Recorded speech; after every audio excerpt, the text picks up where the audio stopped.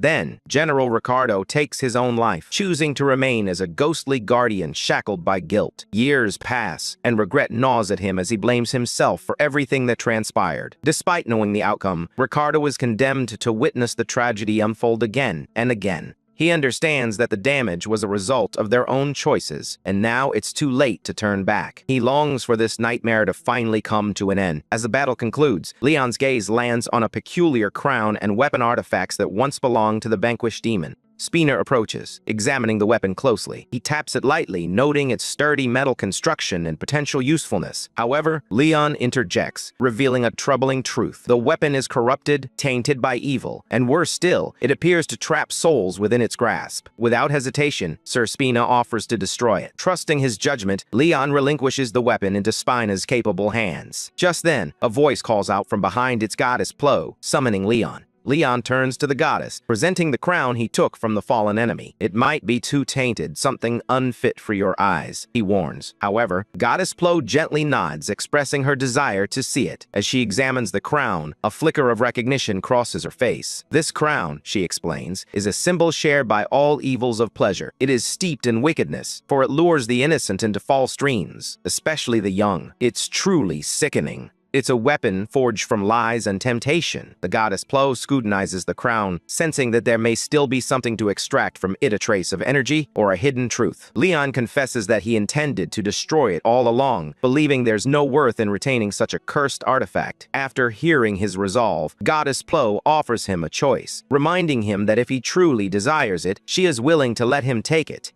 As they move forward, Goddess Plo expresses her gratitude to Leon, acknowledging his hard work. She praises him, stating that the Pantheon is proud of his accomplishments and the honor and glory he has earned through his battles. However, Leon brushes off the praise, humbly insisting it was simply something he had to do. Just then, another voice cuts in. Patos, a divine presence renowned for his strength, initially refuses to show any warmth. When prompted to offer a greeting, Patos scoffs and delivers a half-hearted, "Good job." Goddess Plo gently nudges him to be more sincere with his words. In the ensuing silence, Leon steps forward with a heartfelt request. He asked Patos to undertake a meaningful task, to take the souls of the fallen, guide them to peace, and lead their spirits to a place where they can finally find rest. Patos hesitates, realizing that this is more than just a request. It's a gesture of mercy. As the god of battle, he speaks with chilling certainty, declaring that these souls have been cast out from the natural cycle of life and death. They no longer belong anywhere, not even in paradise. Suddenly, another divine voice cuts through the tension, the goddess of death herself. She reminds Patos that the cycle of life and death is her domain, not his. It isn't his place to decide who deserves a second chance, Patos argues, questioning what kind of divinity would permit the undead to intrude upon a realm meant for peace and rest. Goddess Plo nods in agreement, her voice soft as she acknowledges the truth in his words. Turning to Leon, she calls him by his full name, Leon Lionheart, and declares that those who have defied death must face punishment. After all, escaping the natural order is a transgression the heavens cannot overlook. Suddenly, Queen Beatrice steps forward, her voice steady as she asks the goddess for forgiveness. There are no arguments, no demands, just a quiet acknowledgement of her own vulnerability. She understands the risk of appearing disrespectful, yet she bows her head, speaking as the failed ruler of a fallen kingdom. She humbly pleads with the goddess of death, asking her to reconsider. The goddess Plo pauses, absorbing the gravity of their words. Turning to the loyal knights, she reveals that no god in the Pantheon will accept their souls into paradise. The laws of divinity do not accommodate those who have outlived their time. Yet, despite this grim reality, their noble actions continue to illuminate the darkness. In the end, the goddess concedes that their good deeds far outweigh their missteps. Touched by the knight's unwavering loyalty and Leon's heartfelt plea, the goddess Plo recognizes that their devotion has even reached the divine. Moreover, since the king of the Lionheart personally advocated for them, she cannot turn a blind eye. To the goddess, this is the highest form of approval. With that, Goddess Plo vowed to cleanse their tainted souls and grant them a second chance at life. However, she turned to Beatrice with a condition. The fallen queen was presented with a path forward, a way to bring peace to her knights. Plo asked Beatrice to become her priestess and stand by Leon, aiding him in spreading faith, for it was the only way to restore the afterlife she governed. Once it becomes active again, she assures that the souls of Beatrice's knights will have a chance at reincarnation. Without hesitation, Beatrice agrees, eager to serve once more if it means her people can finally find peace. After this divine discussion, Leon calmly inquires about the damage report. The response is somber. Most of the injured are on the mend, thanks to the sacred grail. But 6 lives have already been lost. The weight of that loss hangs heavily over the field. In the face of an unrelenting tide of demons, losing only 6 might seem like a small mercy, yet each life still holds immense value. The fallen will not be forgotten. Leon stands with solemn resolve, offering a heartfelt prayer for those who sacrifice their lives. He calls upon the divine powers of the heavens and fire, asking them to guide the souls of the fallen. If those warriors bear any sins, Leon hopes they are washed away. Above all, he wishes for their courage to be honored and their strength to be remembered. In his mind's eye, he envisions them feasting beside the gods, their bravery rewarded in the afterlife. Duty calls, and so he orders a list of the fallen to be compiled, ensuring their families are informed and their memories honored. The gods themselves will remember this sacrifice. As Leon and the others prepare to depart the battlefield, a divine gate opens, revealing the path to the gods' paradise. Yet, just as they are about to cross, the system intervenes, halting their passage. One by one, the gates deny entry. The souls lack the necessary faith, honor, or readiness for paradise. Then, the impossible occurs. The king of the Lionheart utters a blessing. His words resonate with a divine weight. In that moment, the gates acknowledge the souls, swinging open wide to welcome them. The fallen, now draped in honor, finally ascend to paradise. In response to a sudden and perilous fluctuating gate and anomaly, unlike anything they've encountered, the Hunter Association mobilizes every available hunter. As days stretch into a week, anxiety mounts. Then, at last, the hunters emerge from the gate. A wave of relief washes over the crowd as the announcement echoes. The gate has been cleared, and there are survivors. Following that, the news quickly reaches the higher-ups. President Kang Hawk of the association officially acknowledges Beatrice as one of the survivors. While he expresses deep sorrow for those who did not make it, Kang Hawk also pays his respects, wishing for the fallen hunters to find peace. In the aftermath, the president reviews the footage captured by Sir Spinay. The Red Gate had held a formidable demon, and it's evident that the outcome could have been far worse. Despite the peril, it's a miracle that more lives weren't lost. In the aftermath, Leon resolves to visit the families of the fallen on his own. When questioned about going alone, he replies with quiet determination, "Those hunters were my soldiers. Visiting their families is the least I can do." Despite President Kang Hawk's warning that the experience may be difficult, Leon remains resolute. He recognizes the grief and anger that the families are likely to feel, and he hopes that sharing the truth will bring them some solace. With newfound determination, Leon turns to Kang Hawk and issues a new directive, requesting that the association president release the video footage and assemble more hunters. The reason is clear. The demon threat is far from over. Leon warns that the demons will soon begin invading this world, and preparation is essential. They will need soldiers and knights ready for battle. Kang Hyuk understands the urgency. Without hesitation, he promises to create a detailed schedule and plan, assuring Leon that he will send it over as soon as it's ready. Inside the Pantheon building, Leon sits in silence, his mind racing with unease. The movements of the demons are increasingly suspicious, each one more troubling than the last. Something feels off. This isn't just a minor threat, it's urgent, and help is desperately needed. Unlike before, Leon refuses to delegate this responsibility. This time he resolves to take action himself. He can no longer sit back and watch from a distance.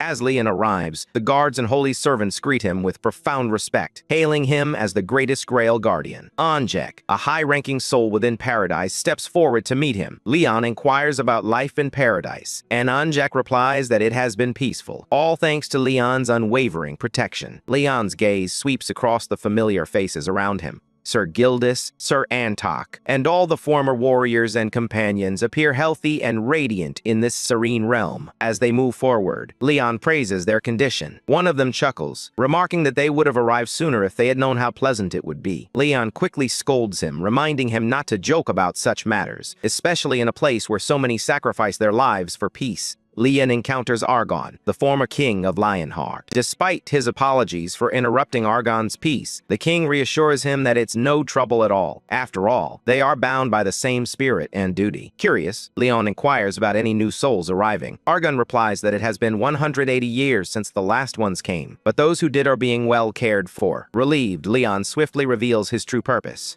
He must meet the gods of the pantheon, for the situation is dire and their guidance is essential. Recognizing the urgency, Argon steps forward to assist Leon, suggesting they journey to the forest where the gods reside. He even offers Leon his trusted horse, Pithilion, to accompany him on this crucial quest. As Leon readies himself for departure, he takes a moment to reflect on the future, envisioning a day when his duty is fulfilled, and he can gallop freely through these fields alongside Pithilion. For now, he must press on, shouldering his burdens until the next one is prepared. Leon arrives at the forest, nestled deep within the paradise of the dead, where the ancient sages dwell. The trees seem to whisper his name, acknowledging him not just as a visitor, but as the rightful lord of Dragania and the bearer of the holy relics. Despite the weight of his titles, Leon steps forward with humility, offering a sincere apology for treading upon their sacred ground. The sages greet him with quiet reverence, recognizing him not merely as a king, but as a protector whose deeds have garnered the gratitude of all living beings, even the gods themselves. The forest, vibrant with ancient magic, embraces him warmly. Leon searches for the youngest sage, Gunrar, a friend he has long trusted. When Gunrar finally appears, they share a moment of silence, a wordless testament to their enduring friendship. Gunrar questions Leon's presence, and Leon reveals he is in search of something crucial. This seedling, however, is not for power or glory. It holds a significance that only Leon understands, one that is likely linked to the survival of the world Gunrar has vowed to protect. With a solemn tone, Leon reminds Gunrar of an old truth. When Gunrar first arrived in the paradise of the dead, he had not planted a seedling like others before him. He had skipped this tradition, perhaps because Leon never intended to linger. Now, sensing Leon's urgency, Gunrar listens intently as Leon reveals that Earth is under siege, with demons launching their invasion. His latest mission has confirmed that the threat is not only real but also escalating. The enemy knows he is still alive, lurking in the shadows and spreading decay just as they did in the Empire. Leon fears that if nothing is done, Earth will meet the same grim fate. Gunrar, grasping the seriousness of the situation, nods in agreement and reminds Leon that he alone possesses the ability to bring something from this realm back to the living world. Trusting him completely, Gunrar hands Leon the seedling a rare and potent gift. As they prepare to part ways, Leon expresses his gratitude to his old friend. Their reunion stirs up memories, but there's no time to linger on the past. Before Leon departs, Gunrar imparts one final piece of advice: not to rush back to the realm of the dead too soon. Just before he leaves, those closest to Leon Gratis, Anjak, and the former king step forward, each presenting him with heartfelt parting gifts. The former king hands Leon a pair of weathered reins, once belonging to a legendary animal trainer renowned for taming even the fiercest monsters. Though these reins were buried alongside him, he insists that Leon should have them now. In a surprising turn, Sir Gratis steps forward with an unexpected gift: an ancient battle manual detailing how to wield common serfs as weapons against giants, teaching them to fight and even kill. Leon stands frozen, the recognition hitting him like a bolt of lightning. Gratis, ever the jokester, brings up a grim memory from the past when 300 out of 500 serfs perished during a successful campaign. The weight of history hangs in the air. Then, Anjak steps forward, presenting a holy relic that once belonged to a revered saintess. Leon hesitates, the significance of the offering sinking in, but ultimately accepts it. He understands this gesture symbolizes trust and protection until his sacred sword is reborn. Anjak reassures him, reminding Leon that as the chosen agent of the Pantheon, his authority would never be questioned. Leon accepts the gifts with heartfelt gratitude, vowing to honor each one. They symbolize more than mere power. They embody loyalty, a shared history, and faith in the journey that lies ahead. With a deep breath, he approaches Beatrice's door and respectfully inquires if he may enter. Amused by his formality, Beatrice playfully teases him for being overly serious, then smiles and invites him inside. Once in Queen Beatrice's room, Leon apologizes for not providing a more fitting environment. He feels it's unjust for a queen from a fallen nation to be treated this way and hopes she can forgive his lack of hospitality. Beatrice offers a comforting smile, urging Leon not to worry. Yet, he can't help but notice the divine aura surrounding her, a radiant force battling against the encroaching corruption that refuses to fade completely. For now, they must maintain a fragile balance, and Beatrice quietly acknowledges this reality. In a heartfelt gesture, she proposes a farewell drink to honor the fallen knights, a small tribute, but the best she can offer at this moment. As they sit together in reflective silence, Leon turns to her and asks how she is adapting to this new world. She confesses that she needs more time to adjust, as everything feels so foreign compared to her homeland. Leon reassures her not to rush the process, urging her to remain steadfast in her determination to carve out her own path, no matter where she is. A king, he says, must adhere to their own code of virtue, and all who stray must follow the king's way. Beatrice remarks that his words echo the mindset of an invader. Leon gently corrects her, explaining that it's something entirely different. He emphasizes that harming the world out of selfish desire is the act of an individual, while true enlightenment lies in helping and teaching the people. This is the essence of a king, with the heart of a lion. As she listens, Beatrice begins to understand that such a mindset is essential for battling demons for centuries. She realizes that Leon's foes extend beyond mere demons. They are part of a far greater threat. Leon nods, revealing that he is on a divine quest bestowed upon him by the gods. He extends an invitation to Beatrice, the queen of the Sparrow Kingdom, offering her a place by his side on this perilous journey. Overwhelmed with gratitude for Leon's role in saving her kingdom, Beatrice knows she cannot refuse his offer. She agrees, but with one request. She asks Leon to teach her how to eliminate Ki, the archdemon of pleasure, a creature she clearly loathes. Leon eagerly accepts, expressing his willingness to do anything to eradicate such vile parasites. He even confesses that the thought of using the divine laws that these evil beings fear to destroy them excites him. Beatrice can't help but marvel quietly at his fierce spirit. Beatrice recounts how the Sparrow Kingdom once executed demons by boiling them alive, a method intended to instill deep terror, as demons always return, no matter how many times they are slain. Leon nods, appreciating her strategy. He understands that demons fear pain above all else when it's inflicted upon them. With a spark of excitement, he leans in and asks Beatrice if she has ever driven nails under a demon's claws, recalling how it made them scream the loudest.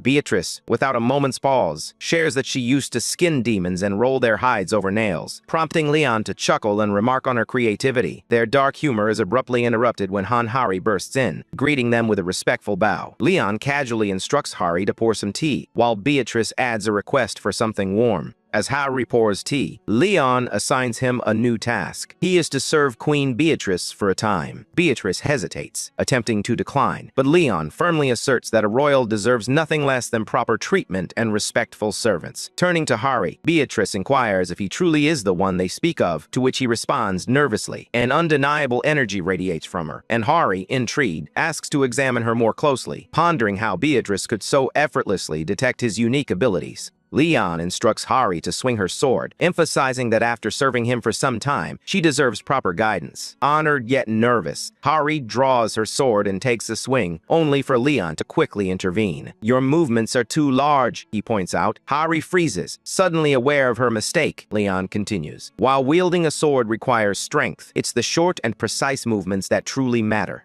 He then demonstrates the correct distance and instructs her to practice this motion 10,000 times a day. Turning to Beatrice, Leon asks for her thoughts. Beatrice notes that Hari struggles with controlling her fire energy. She explains that fire tends to disperse easily, and merely filling the sword with fire mana and swinging it wildly won't suffice. There needs to be better control to make the fire an extension of the sword, not just a flashy effect, Beatrice instructs. She urges Hari to focus the flames carefully, explaining that a concentrated fire holds its form far better than a loose one. When you release it, aim precisely for a deadly strike. Think of it as stabbing with precision, with a fluid motion. Beatrice demonstrates, raising the heat to an intense level effortlessly, showcasing the power of her control. She asks Hari if it seems simple as well, but all Hari can think is that it's anything but easy. Later that night, her mind races with the countless tasks still ahead of her. She needs to report to the section chief and the association president, prepare meals like potatoes and sweet potatoes for the new soldiers, find weapons and armor, and somehow track down a blacksmith. Amidst her mounting worries, Hari faces the daunting issue of taxes, something she has no clue how to manage. Panic sets in as she realizes the academy never equipped her with the skills to handle such responsibilities. Just as she begins to feel overwhelmed, Sir Yappy appears out of nowhere, startling her. With a calm demeanor, he suggests dividing the accounting tasks to enhance efficiency and offers his assistance at the precise moment Hari needs it most.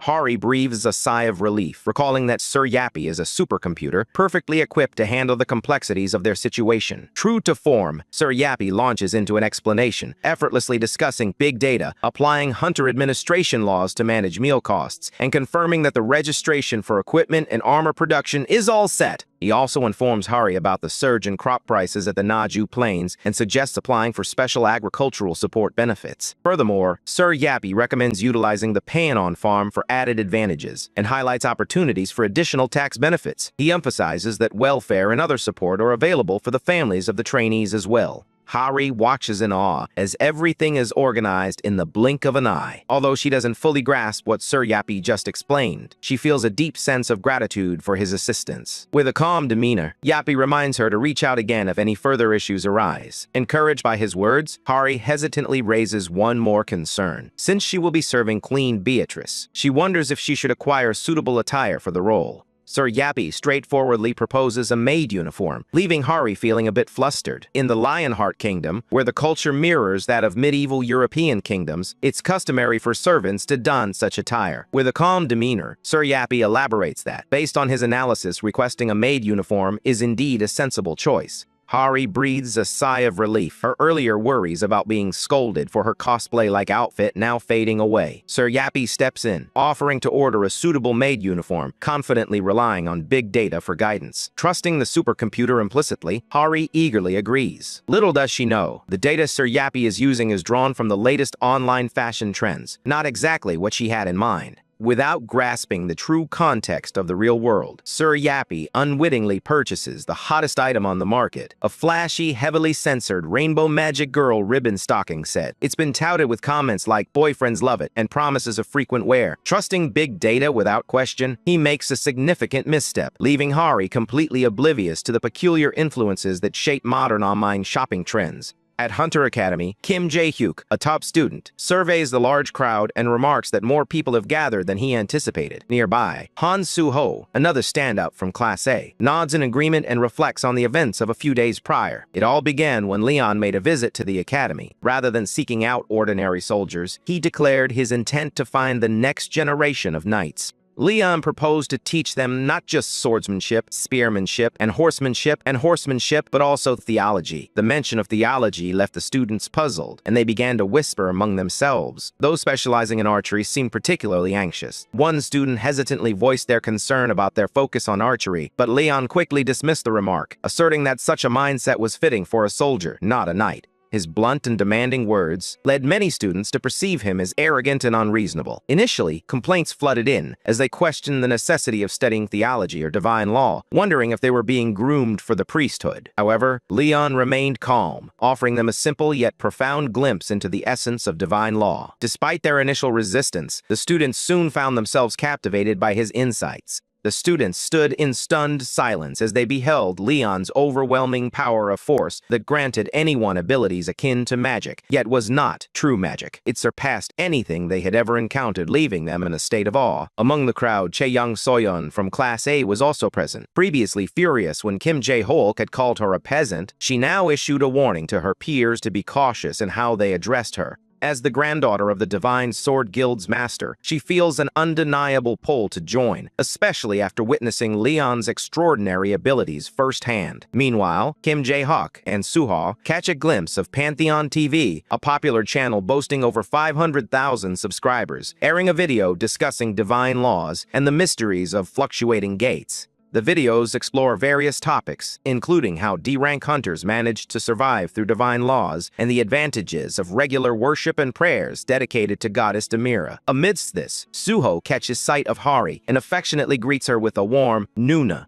Surprised, they remark on her outdated phone, especially given her wealth. Soyeon simply explains that Hari donated most of her money to an orphanage, earning admiration from those around her. They mention that Hari is currently on assignment at the Pantheon, and everyone believes she must be doing an excellent job. Meanwhile, an embarrassing detail flashes on Hari's old phone screen, adding a touch of humor to the moment. A listing for a tantalizing maid uniform catches the eye, a 5-piece set designed for special events, proudly showcasing a near-perfect satisfaction rate. Sir Yappy stands firm in his conviction, insisting that the outfit is indeed appropriate, backed by his meticulous big data analysis. Hari, feeling a flush of embarrassment, attempts to protest, claiming the outfit is far too revealing. But Sir Yappy, unyielding, coolly counters her objections. "Numbers don't lie," he states, emphasizing the outfit's impressive 99.999% dependability rate. With a raised eyebrow, he challenges her, "Are you really questioning the integrity of big data?" Panicking, Hari scrambles to find a hiding spot as she hears familiar voices approaching. Realizing that guests are arriving soon, she urgently tells Sir Yappy to hold off on greeting them. But it's too late. With a deep breath, she steps out awkwardly to welcome the incoming guests, desperately hoping to smooth things over. However, as they catch sight of her outfit, their expressions freeze in shock. Suho stares in shock, struggling to comprehend Hari's outfit. Confused and concerned, he asks, "What's going on?" Hari attempts to explain that she didn't choose this, but before she can finish, Sir Yappy coldly interjects, questioning whether organic beings dare to distrust big data. As Hari fumbles for words, Sir Yappy tugs at her skirt to adjust it, only adding to the chaos. Just then, Leon arrives, his eyes widening in disbelief as he takes in Hari's outfit. Leon demands to know what Hari is wearing. Embarrassed beyond belief, she stammers an explanation, but he interrupts her sharply, insisting she change immediately, and scolding her for her indecency. With a quiet nod, Hari complies with his furious command, promising to change at once. Just then, Sir Yappy announces that it's time for trainee food, instructing everyone to prepare for the distribution of salt water.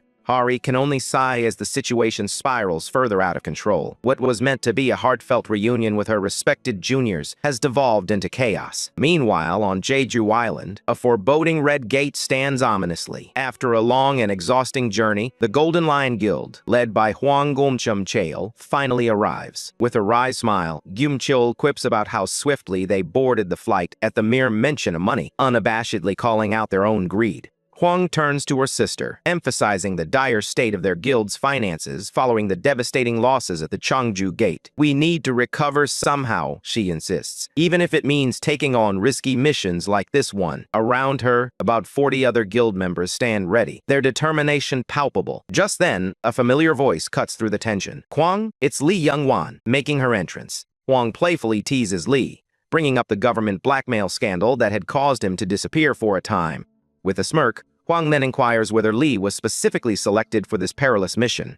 Lee responds coldly, reminding Hwang that, unlike him, he hasn't lost any guildmates, a stark reminder of the brutality that defines their world. Then, Hwang addresses the real issue at hand. He insists that the payment be split evenly, 50-50. Lee immediately snaps back, dismissing the idea as complete nonsense. Lee notes that Hwang clearly won't be pulling his weight, making an even split seem absurd. However, Hwang counters effortlessly, reminding Lee that no one else would have bothered to lend a hand. With a sly grin, he calls him Hunter Trader Nim, a pointed jab at Lee's reputation. Lee's patience finally snaps, and he warns Hwang not to push his luck. In the end, Lee proposes a 60-40 split, firmly refusing to budge any lower. Hwang chuckles, brushing it off, and playfully suggests that Lee should treat them all to a meal. Lee curses under his breath, adamantly refusing and telling Hwang to buy his own damn food. Observing their childish antics, Kim Cheol can only sigh in disappointment, realizing they're acting more like kids than seasoned hunters.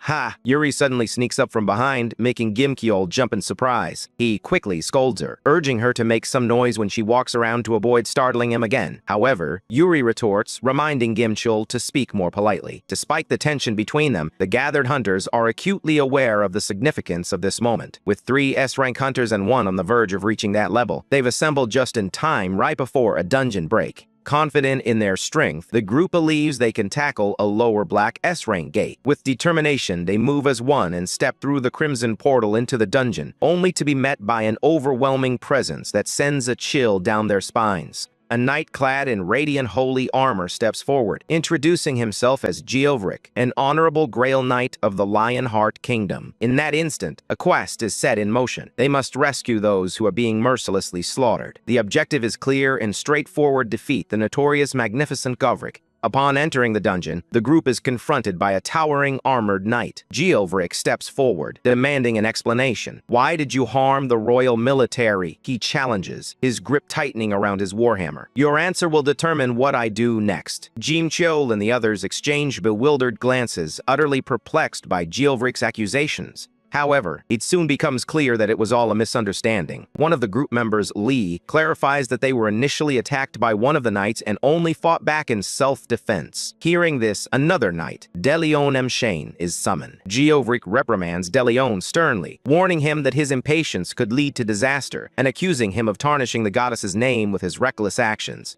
Delian offers a heartfelt apology, his shame evident. In turn, Geovreak addresses Gimcheol's group, expressing his regret for the misunderstanding stemming from Delion's actions. Lee responds with a polite nod, visibly relieved that the confusion has been resolved. Internally, Lee finds Geovreak surprisingly manageable, believing that resolving their conflict will be straightforward. Although the misunderstanding about who struck first has been cleared up, Geovreak remains unyielding, coldly asserting that since 6 royal soldiers were killed, it is only just to take 60 heads in return. His reasoning is ruthless and one-sided, starkly illustrating the harsh and inflexible nature of the kingdom's military laws. Meanwhile, the scene shifts as Hari and the others arrive at the soldier training grounds. At first glance, the area appears simple and rural, devoid of modern facilities or comforts like medical lounges. Kim Jae-hyuk observes that even in the cafeteria, the trainees are limited to drinking plain water instead of enjoying proper meals. As they finally arrive at the training ground, the sight before them is shocking. Trainees are engaged in fierce combat, surrounded by screams, blood, and utter chaos. It resembles a brutal battlefield more than a place for training. Newcomers like Sunbae stand frozen, questioning whether they are dreaming, unable to fathom that such harsh conditions are deemed normal. Meanwhile, Hari watches the scene with a serious expression, sensing that there is a deeper purpose behind this brutal training. It's not merely about violence. This method is designed to forge soldiers into something tougher, pushing them beyond their limits and mentally preparing them for the harsh realities of battle. As the brutal training drags on, one soldier remarks that the night training manual differs significantly from their current ordeal. This small comment offers a glimmer of relief, reminding the students just how fortunate they are compared to the chaotic environment surrounding them. Kim Jae-hyuk, still reeling from the brutality he had just witnessed, finds himself yearning for an escape from this madness. But before he can make a move, Leon strides onto the training grounds, a confident smile on his face. "Today is a special day," he announces, his voice echoing with authority. He explains that students have come to observe and decide whether they wish to join his military. With a commanding gesture, he instructs the trainees to halt their grueling exercises and take their seats. The students quickly comply, but Hari feels a twinge of confusion when Leon instructs her to stand with them instead of the soldiers. Leon clarifies that he wants her to aim higher, preparing to become a mission knight, a role that carries greater status and responsibility than that of an ordinary soldier. With newfound understanding, Hari nods in agreement, her respect for Leon deepening. Leon officially initiates the selection process, announcing that he will personally choose the most talented students to become his disciples. Being selected is a tremendous honor, as it means receiving direct training from him. As the selection unfolds, Suho, one of the students and a close companion of Hari, leans in to whisper to her. With a serious tone, Hari cautions Suho not to be disrespectful to Leon, reminding him just how strict and intimidating the instructor can be. She speaks to Suho with genuine concern, her voice laced with worry. But before anyone can fully grasp the gravity of the situation, Leon commands everyone to raise their swords and launch a simultaneous attack. The rules are straightforward. The battle continues until the last student falls. Leon reassures the gathered students that they need not fear injury, for he wields the Holy Grail, an artifact capable of healing wounds. Standing before approximately 40 eager faces, he confesses that he would actually be pleased if even one of them managed to land a hit. Overwhelmed yet resolute, the students prepare to charge. But before they can fully react, Leon makes his move. In an instant, the first student falls, caught completely off guard, unaware of what just transpired. Shock ripples through the group as they realize they didn't even catch a glimpse of Leon's movement. Panic sets in, and some begin shouting to prepare their weapons, fully aware that this is no ordinary test. Their opponent is not only incredibly fast, but also overwhelmingly strong. Leon stands his ground, a calm presence amidst the chaos, and challenges them to come at him once more. Despite their fear and hesitation, the students muster their courage and charge forward. One by one, they fall not from a lack of effort, but because they are giving it their all, fighting with every ounce of strength they possess. After the clash, they are left breathless. Yet, as they catch their breath, a sense of pride washes over them. They may have stumbled, but they face their fears without hesitation.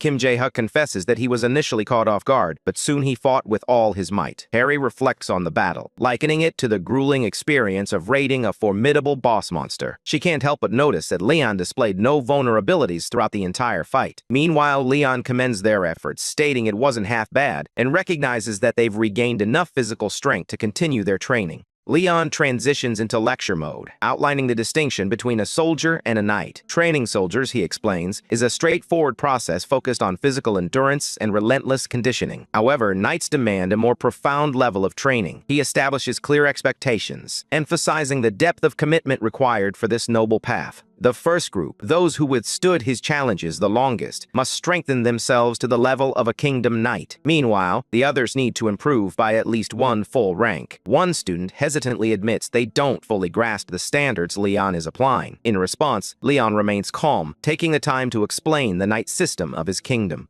He explains that knights are categorized into 5 levels. First, there are the knight-errants, those who have yet to receive an official appointment. Once they prove their worth, they ascend to become kingdom knights, serving formally under the realm. Next, those who ascend even higher become war knights, wielding the authority to command their fellow knights. Leon then explains the role of mission knights, a unique group dedicated to forsaking all to pursue divine quests. Their duty is to wander endlessly, sometimes for decades, in search of and to fulfill these sacred missions. Leon shares that he, too, once embarked on such a journey, receiving a quest from the goddess Ariana, which he successfully completed. He reveals that becoming a Grail Knight was the key to his current status. When someone inquires if a Grail Knight is the highest rank, Leon nods in agreement but elaborates further. He explains that beyond the title of a regular Grail Knight lies the prestigious rank of Grail Guardian, a special honor bestowed upon the one Grail Knight who surpasses the King of Lionheart. Claiming this title isn't merely a quest for honor, it's akin to challenging Leon's very kingship. Leon issues a grave warning. Anyone who dares to challenge him will meet an immediate end. He explains that this is their only opportunity, as his power has waned, bringing him closer to the level of a typical Grail Knight rather than a fully empowered Grail Guardian. Despite this revelation, the students remain in shock, struggling to comprehend how he could be considered weakened when he still exudes such overwhelming strength. One student, trembling with uncertainty, asks just how powerful a Grail Knight truly is. Leon hesitates for a moment before admitting that it would be difficult for them to fully understand. Gumshell slowly awakens, cradling her head as waves of pain wash over her. Her mind feels foggy, and she struggles to recall why she lost consciousness in the first place. No matter how hard she tries, the events leading up to her blackout remain a mystery. As she gradually rises to her feet, she notices a girl standing nearby, her serene demeanor both surprising and comforting. The girl introduces herself as Hildir from the Woodsling tribe, explaining that she had defended them from the kingdom's soldiers. Gumshell furrows her brow, puzzled by the term hero, as she struggles to recall any heroic deeds of her own. Just as she opens her mouth to ask for clarification, a familiar voice cuts through the air. A man approaches, announcing that his sister has returned, alive and well. It's Huang Gumshell, back at last after deftly evading her pursuers. Gumshell confesses that her memory is a complete blank. As the group discusses the situation, Huang ponders how much she truly remembers. After a moment of reflection, Gumshell reveals the only image etched in her mind: the ground, torn apart and shattered. Huang listens intently, striving to make sense of the chaos surrounding them, while Gumshell's thoughts remain clouded. Yet their conversation begins to weave together fragments of the past. When the topic of a lost day's memories arises, Gumshell is struck by the realization of how much she has forgotten. She hears Huang recount the failed spell, their narrow escape, and the relentless monster that pursued them. The mention of the Woodsling tribe coming to their aid sparks a flicker of clarity in Gumshell's mind, offering her a brief respite from the fog enveloping her thoughts.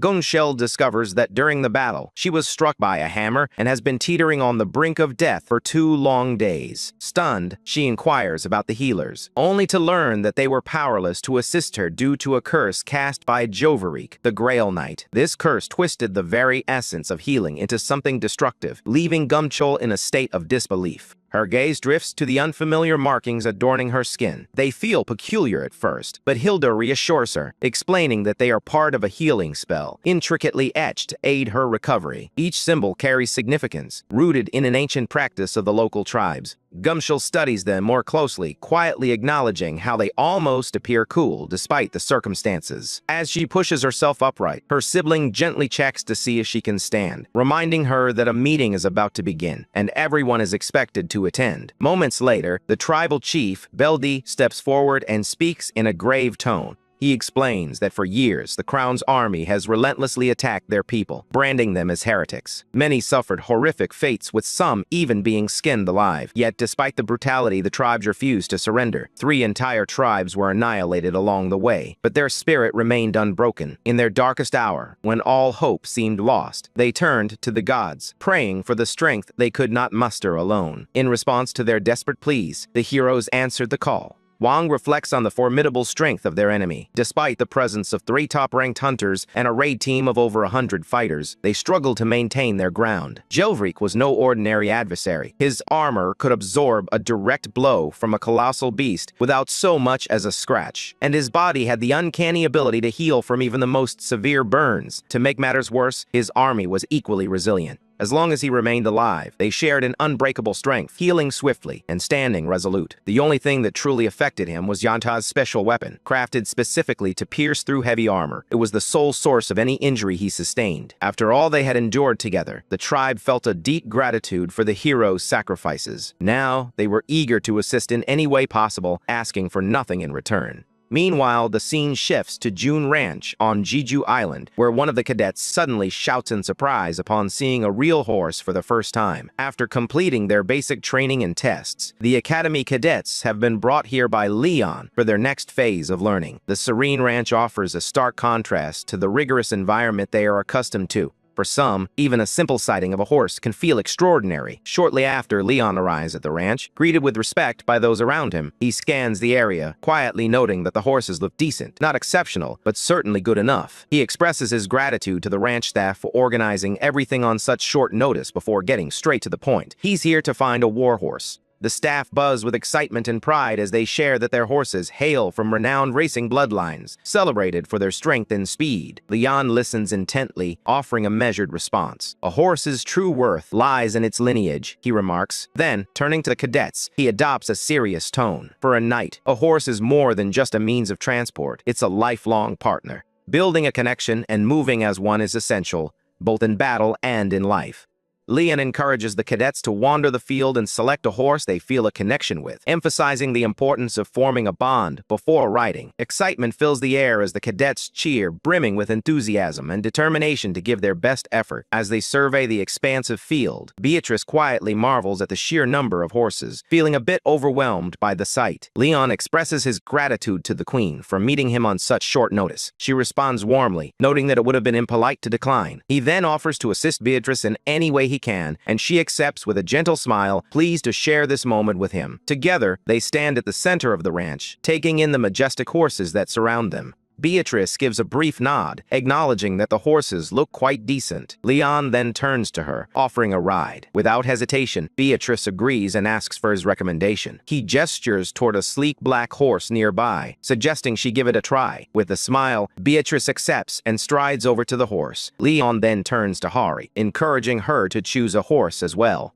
Taken aback, Hari hesitantly points to a white horse, uncertain if it's the right choice. Before she can voice her thoughts, Leon interjects, recommending a robust yellow horse instead, its strong build making it a far better match for her needs. Hari nods quietly, captivated by the horse's unexpected charm as she observes it up close. Just then, Leon steps forward, gently nudging her aside. He quickly approaches Beatrice, asking for her assistance with a sense of urgency. Hari feels a twinge of discomfort at the harshness of the situation. Suddenly, a voice pierces the air, calling out to Leon in a panic. He turns, his expression calm, puzzled by the commotion that has even the horses on edge. The breathless messenger rushes forward, urgently explaining that it's an emergency call from the president of the association. Leon nods and instructs him to connect the call. A voice crackles through the line, and the man greets him respectfully, introducing himself as O Kang Yuk. Without wasting any time, Leon cuts to the chase, asking what's going on. Kang Yuk hesitates for a moment, then explains that he needs to remind Leon that it's not his responsibility to clean up the association's problems. After all, he didn't come all this way to fix their messes. Kang Yuk nods, clarifying that his call wasn't solely about that. He believed this case would pique Leon's interest. He continues, revealing that the source of the trouble isn't just any monster. The field boss of the gate is declaring itself the Knight of the Goddess of Life and Abundance. Harian watches in stunned silence, the scene before him too painful and cruel to articulate. Leon quietly inquires if the person lying there is the one they seek. Kang-yuk confirms, stating that he is indeed one of the few who survived the gate. Currently, he's been sedated to keep him calm, but they're informed that he might wake up soon. Leon steps forward, asserting that there's no need to wait. It's time to take action. He remains calm and confident, fully aware that what lies ahead won't be difficult. Beatrice's task was clear. She needed to forge a new realm within the man's dreams. After all, the peculiar world that endlessly replayed beyond the gate was a product of his own imagination. Within that realm stood a knight wielding a warhammer, proudly declaring his allegiance to the goddess of life and fertility. It was here that Beatrice first encountered the name Govrik. Some called him Majestic Geovrik, a title that resonated with significance. Much time had passed since the execution grounds were first established.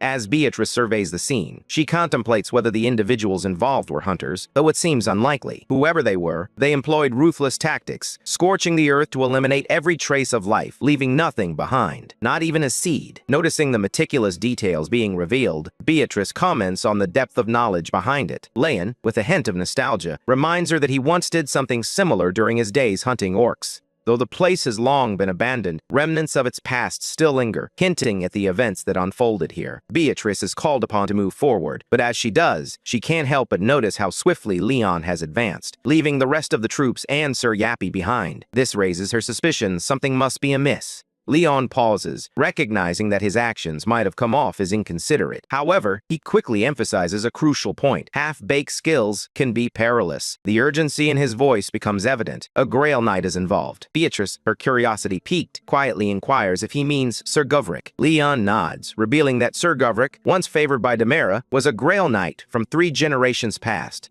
His martial arts were so revered that they were passed down through generations. Around 800 years ago, he embarked on a mission to hunt down a savage tribe, according to ancient records. That was when Govrik supposedly ascended to heaven. While the phrase sounds glorious, it actually signifies his death. Yet, something peculiar occurred. As a Grail Knight, revered as a saint, and embraced by divine love, his soul should have ascended to paradise. Yet, it did not. His spirit remained trapped, raising unsettling questions. Leon pursued the energy of the sacred item, hoping it would guide him to the knight or the hunting party that had followed him. But there was nothing, no trace of either. This leaves us with 3 possible explanations. First, Sir Govrik may still be alive. Second, his soul could be lost, unable to find its way to the afterlife. And third, and far more unsettling, he might have switched allegiances. This situation is dire, as a Grail Knight wields powers that transcend the mortal realm. If a battle erupts, it will be far beyond what ordinary people can endure. Regardless of the truth surrounding Govrik, the raid on the gate presses on. As the group ventures deeper, they finally reach the heart of the chaos, only to be confronted by a horrifying sight.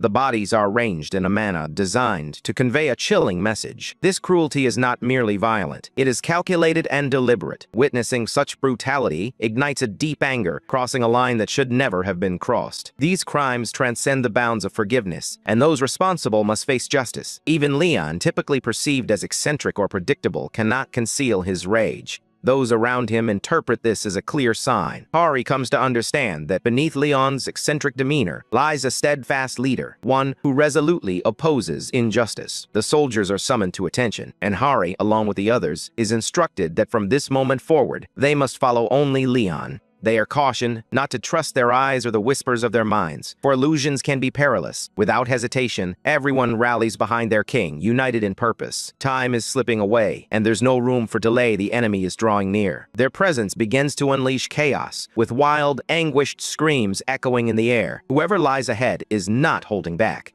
They seek total destruction, showing no intention of leaving anyone alive. Just then, Hari shouts, breaking the tension as she spots a nearby village under siege. The sight is horrifying. The enemies are ruthlessly charging at innocent civilians, and the brutality is almost unbearable to witness. As the reality of the situation sinks in, the group is consumed by a wave of rage, but none more so than Leon. Without a moment's hesitation, he springs into action. His fury erupts as he shouts at the top of his lungs, branding the attackers as vermin. Without waiting for backup, he charges forward on his horse. His soldiers call after him, stunned. They've witnessed this intensity before, particularly during the Orc massacre. When innocent lives hang in the balance, Leon can't contain himself. Fueled by raw anger and an unwavering sense of justice, he charges headlong into danger. The others struggle to keep pace, unable to match his furious speed. Suddenly, a memory strikes Hari. She recalls the Orc battle, and everything falls into place. A deep-seated anger fuels Leon's actions. Suddenly, he bellows for the honor of Lionheart, shocking the soldiers as he charges forward with his sword raised high. The only issue? Leon is sprinting in the wrong direction. Hari stands frozen, bewildered by the scene unfolding before her. Leon's fury is palpable, his voice icy and cutting as he refers to everyone as insects.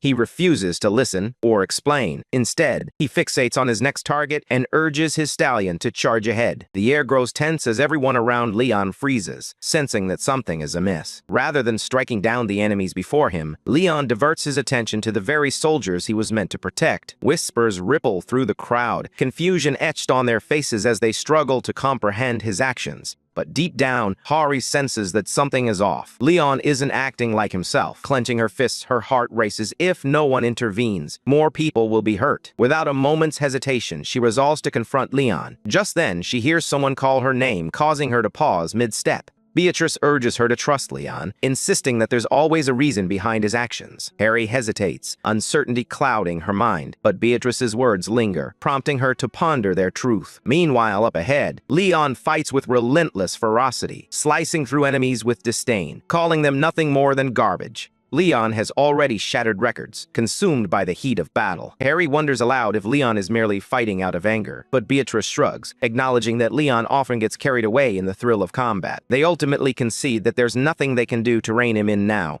Despite witnessing a brutal scene unfold, they chose not to intervene. It wasn't the lack of justice that held them back, rather the villagers under attack were mere illusions. These NPCs were crafted from faded memories trapped within the gate. Among them, only a handful were true survivors, while the rest were mere echoes of the past, designed to replicate what once was. The monsters and NPCs within the gate aren't true beings. They are mere remnants of memories, shadows cast by events long past. In this world, whether met with death in battle or facing public execution, none of it is deemed a true sin. Leon charges forward, his voice ringing out as he vows to ensure not a single one of them survives, driven by a desire to make them all suffer. Suddenly, a knight steps forward, bowing respectfully as he greets the Grail Knight, known as the Living Saint. Leon, his focus unwavering, tells him to rise, reminding him that they are still amidst the chaos of the battlefield. The knight introduces himself as Toskata Vendelik, brother to the Lord of Vendelik and a proud member of the Labanine Dawn Knights. Vendelik, the city, lies near Lanquil. Toskata nods, revealing that he is the only one in his family whose talents as a knight have been genuinely acknowledged.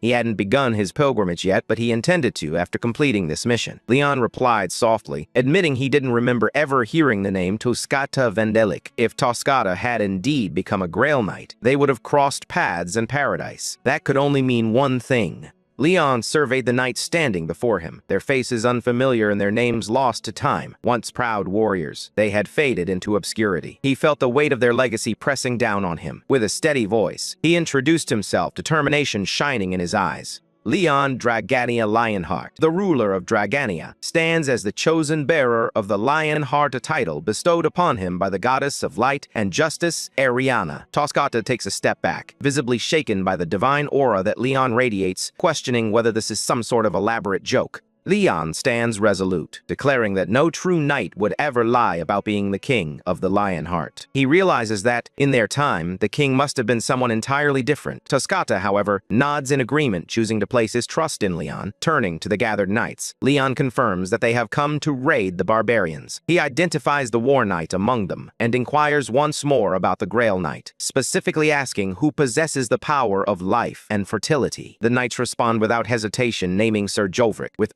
urgency in his voice, Leon insists he must meet Sir Jovrik immediately, leaving no room for delay. The group explains that Sir Jovrik is currently tasked with hunting down the remaining survivors. The atmosphere grows tense as the weight of their mission settles in. The mention of skinning and the bizarre occurrences surrounding it signals that something is profoundly amiss. Sir Jovrik isn't merely on patrol. He's charging headfirst into battle, determined to eradicate what they refer to as the barbarian tribes. In that moment, Leon realizes that disaster is looming on the horizon. As the conflict unfolds, it becomes evident that the Grail Knight will encounter an unforeseen incident during this war. Soon enough, the enemy emerges, and their leader makes a personal appearance. The gate is classified as red, yet the threat feels alarmingly close to that of a black-grade gate. Despite the looming danger, they convince themselves that it's still manageable. This means that the various local tribes, who typically wouldn't collaborate, have chosen to unite in the face of relentless attacks from the knights.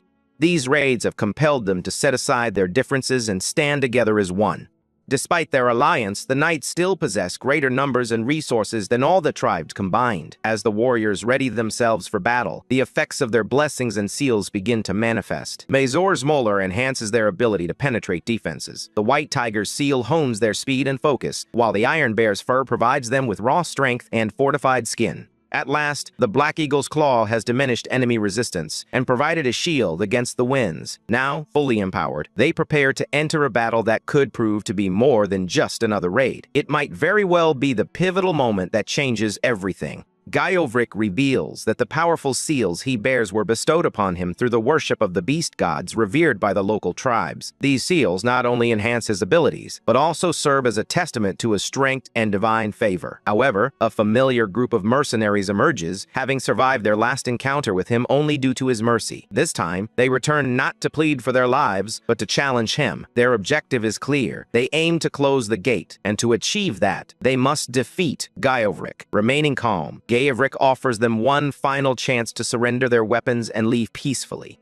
He warns them that their actions haven't led to any great sin worth dying for, but the mercenaries remain resolute. One of them retorts, challenging how someone who skins people alive and shows no mercy to children or the elderly can speak of sin or justice. Gyovrik responds with chilling conviction, declaring that he feels neither shame nor regret for his deeds. In his eyes, everything he has done is justified. Gyovrik stands resolute, proclaiming that all his actions are just. In his eyes, he has committed no wrongdoing, while those who oppose him have crossed an unforgivable line. He warns them that divine retribution is now at hand. Suddenly, one of the nearby warriors senses the looming threat and urgently urges the others to activate their defensive arts. They understand that Gyovrik's immense power isn't something he can wield frequently. If they can endure it just this once, they might have a chance to shift the balance. In that crucial moment, the knights loyal to the kingdom, who have devoted their lives to the gods, begin to channel their faith into a single point, focused on Gyovrik. Their unwavering and pure devotion surges into him like a mighty current. United in purpose, they raise their voices together, proudly proclaiming themselves as knights in service of the honorable Grail Knight. They pledge their strength, their faith, and their purpose to eradicate all evil that stands in their path. Suddenly, Gyovrik rises majestically before them, declaring himself the embodiment of the true God's glory. As his miracle begins to manifest, the ground beneath them quakes violently and begins to crumble. Those chosen by the gods are bestowed with power that transcends human limits. Knights who ascend to the rank of saint are bestowed with strength by the goddess of light and justice, the guardian of all knights. When this power reaches its full potential, it unleashes something truly terrifying, divine punishment. However, this punishment varies for each Grail Knight, depending on the deity they serve. For the Grail Knight of life and fertility, this punishment manifests in a cataclysmic upheaval, shaking the very foundations of the earth and bringing devastation in its wake. The onlookers are left in stunned silence, struggling to comprehend the unimaginable event that just unfolded. One single attack, and 3,000 tribal warriors have vanished without a trace. It seemed beyond the realm of human capability. As disbelief settles, a wave of relief washes over the others, grateful that they were spared from such a fate. In the midst of this chaos, Gyovrik turns to the goddess, fervently pleading for her guidance. He asks her to be the ground beneath their feet, to lead them on their path, and to help those who have lost their way find it once more. He shouts one last chance for purification to the enemies, but swiftly follows it with orders to eliminate them, branding them as sick heathens and showing no mercy. The main fighters step forward to confront the enemy head-on, while others fan out to encircle them from all sides. Their numbers bolster their confidence, leading them to believe they still hold the upper hand. Gyovrik watches in disbelief as a lone mercenary stands his ground, far stronger than anticipated. The peculiar mark on his body, a symbol from the heathens, could be the source of his extraordinary power. The hunters made a critical error. They overlooked a vital truth. These mercenaries weren't bound by holy missions or the service of any god. They weren't guided by divine visions or sacred vows. Despite their struggles, they were far from weak. These warriors had journeyed across the land, confronting danger time and again in a quest to prove their worth. They didn't require a god's blessing to hold their ground. Even when others deemed them worthless, they remained steadfast and prepared to fight not as monsters, but as heroes, forging their own paths. The knights dismounted and took their positions, ready for the challenge ahead. These are not new warriors. They are seasoned knights of the kingdom, each with years of battle etched into their souls. Some have fought for nearly a century, taking pride in the long lives they've dedicated to the battlefield. They have vanquished countless foes, beasts, outsiders, and anyone foolish enough to challenge the kingdom. With such vast experience, they remain resolute, even when facing the most terrifying of opponents. Their voices rise in unison, a fervent chorus of praise as more soldiers surge in from behind. The tension mounts, and one of the mercenaries senses the impending doom. If they don't act swiftly, they'll be overwhelmed. Wang spots a potential escape route, but fleeing seems futile, especially when they can barely contend with the knights before them. To make matters worse, the most formidable foe, the field boss, has yet to make an appearance. They acknowledge that their group lacks the strength needed to face the challenge ahead. If only they could secure assistance from one of the top 10 guilds, perhaps they could mount a defense. But time is running out. The dungeon is on the brink of collapse. Then, in a hushed tone, Huang proposes that there might be a more effective and less chaotic way to resolve their predicament. The others pause, intrigued, realizing that whatever Huang has in mind could be their only shot at survival. Ariana, the goddess of light and justice. Demira, the embodiment of life and fertility. These names circulate among the people, yet not everyone recognizes them. Li dismisses it all with a shrug. He has never been particularly interested in religion. To him, the gods have little relevance to the gates. However, someone else raises an intriguing point. Could it be mere coincidence that the king of the Lionheart hails from this very kingdom beyond the gate? Everything falls into place as they recall the knights discussing gods and divine missions. Such talk is far from typical for a regular dungeon. If the king truly hails from the same realm as those formidable knights, remaining here would be tantamount to suicide. They need to retreat, and they need to do it now. Hildur pleads with Li, asking if he plans to abandon them. Li, however, firmly replies that he's not giving up. He knows he must seek support. Remaining here without backup would only invite more death. There's no point in arguing with NPCs. None of this is real, not the village, nor the memories it holds. What truly matters now is survival. Hildur shouts to the guild, urging them to retreat, declaring that the gate won't close today. The monsters are relentless, and they need to escape before it's too late. Miss Hildur freezes as the enemy taunts her, declaring that none of her kind have ever succeeded in closing this gate. To them, she's just another failure, another weakling. Yet deep down, Hildur knows that the one she follows would disapprove of what she's about to do. But in this moment, she feels a surge of defiance. She blames the others for their failures and convinces herself that this desperate act is their fault, not hers. The others around her exchange puzzled glances, unsure of her intentions. She dismisses their concerns with a wave, assuring them there's no need for alarm. Once again, she prepares to take a shortcut, an expedient choice that feels wrong yet necessary. A strange dark energy begins to seep across the battlefield, heavy and unnatural, and the truth dawns on them. The enemy is wielding dark magic, something forbidden, something profoundly twisted. Murmurs ripple through the crowd, suggesting that the great beast god is bestowing his blessings upon them, granting them newfound power. Yet, fear creeps in as one soldier stands frozen, his gaze fixed on the dark energy swelling around him. He struggles to comprehend the sight before him. Something perilous, something deeply wrong has been unleashed, and he realizes there's no way to halt its advance. Hildur gazes at the warriors with icy determination, warning them not to waste their strength on resistance. Soon, the power will consume everything. It's merely a matter of time. She declares that their sole objective now is to eliminate every last knight in their way. With a fierce shout, Hildur insists they must start anew, for despite all the worlds they've traversed and the countless battles they've fought, none have succeeded in vanquishing their foes, and nothing has ever truly worked. Frustration mounts as their enemies, now bearing the heathen's curse, seem stronger than ever. Wang shouts a warning, declaring that the cursed marks on their skin are their weakness, their target. This moment of clarity sharpens their focus, but the danger is far from over. Geovrik, incensed by their defiance, realizes that the battlefield is spiraling out of control, and the situation is only growing more dire. One of the knights understands the gravity of the situation. To protect his comrades, he knows he must act swiftly, even if it means sacrificing his own life. Without a moment's hesitation, he steps forward, fearless, challenging the enemy with every ounce of strength he has left. His power is not merely physical. It is fueled by a profound sense of purpose. With pride swelling in his chest, he charges into battle, proclaiming glory for the Lionheart, Suddenly, an unfamiliar figure steps forward, drawing the attention of every soldier present. They stare, uncertain of who stands before them, with a commanding presence. He introduces himself as Leon Dragania Lionheart, the king of the Lionheart. He reveals that the reins he holds once belonged to Argon Majesty Lionheart, a former king renowned for his strength and honor. But these reins are more than mere tools of control. They possess the extraordinary ability to soothe even the fiercest beasts and awaken ancient, powerful bloodlines.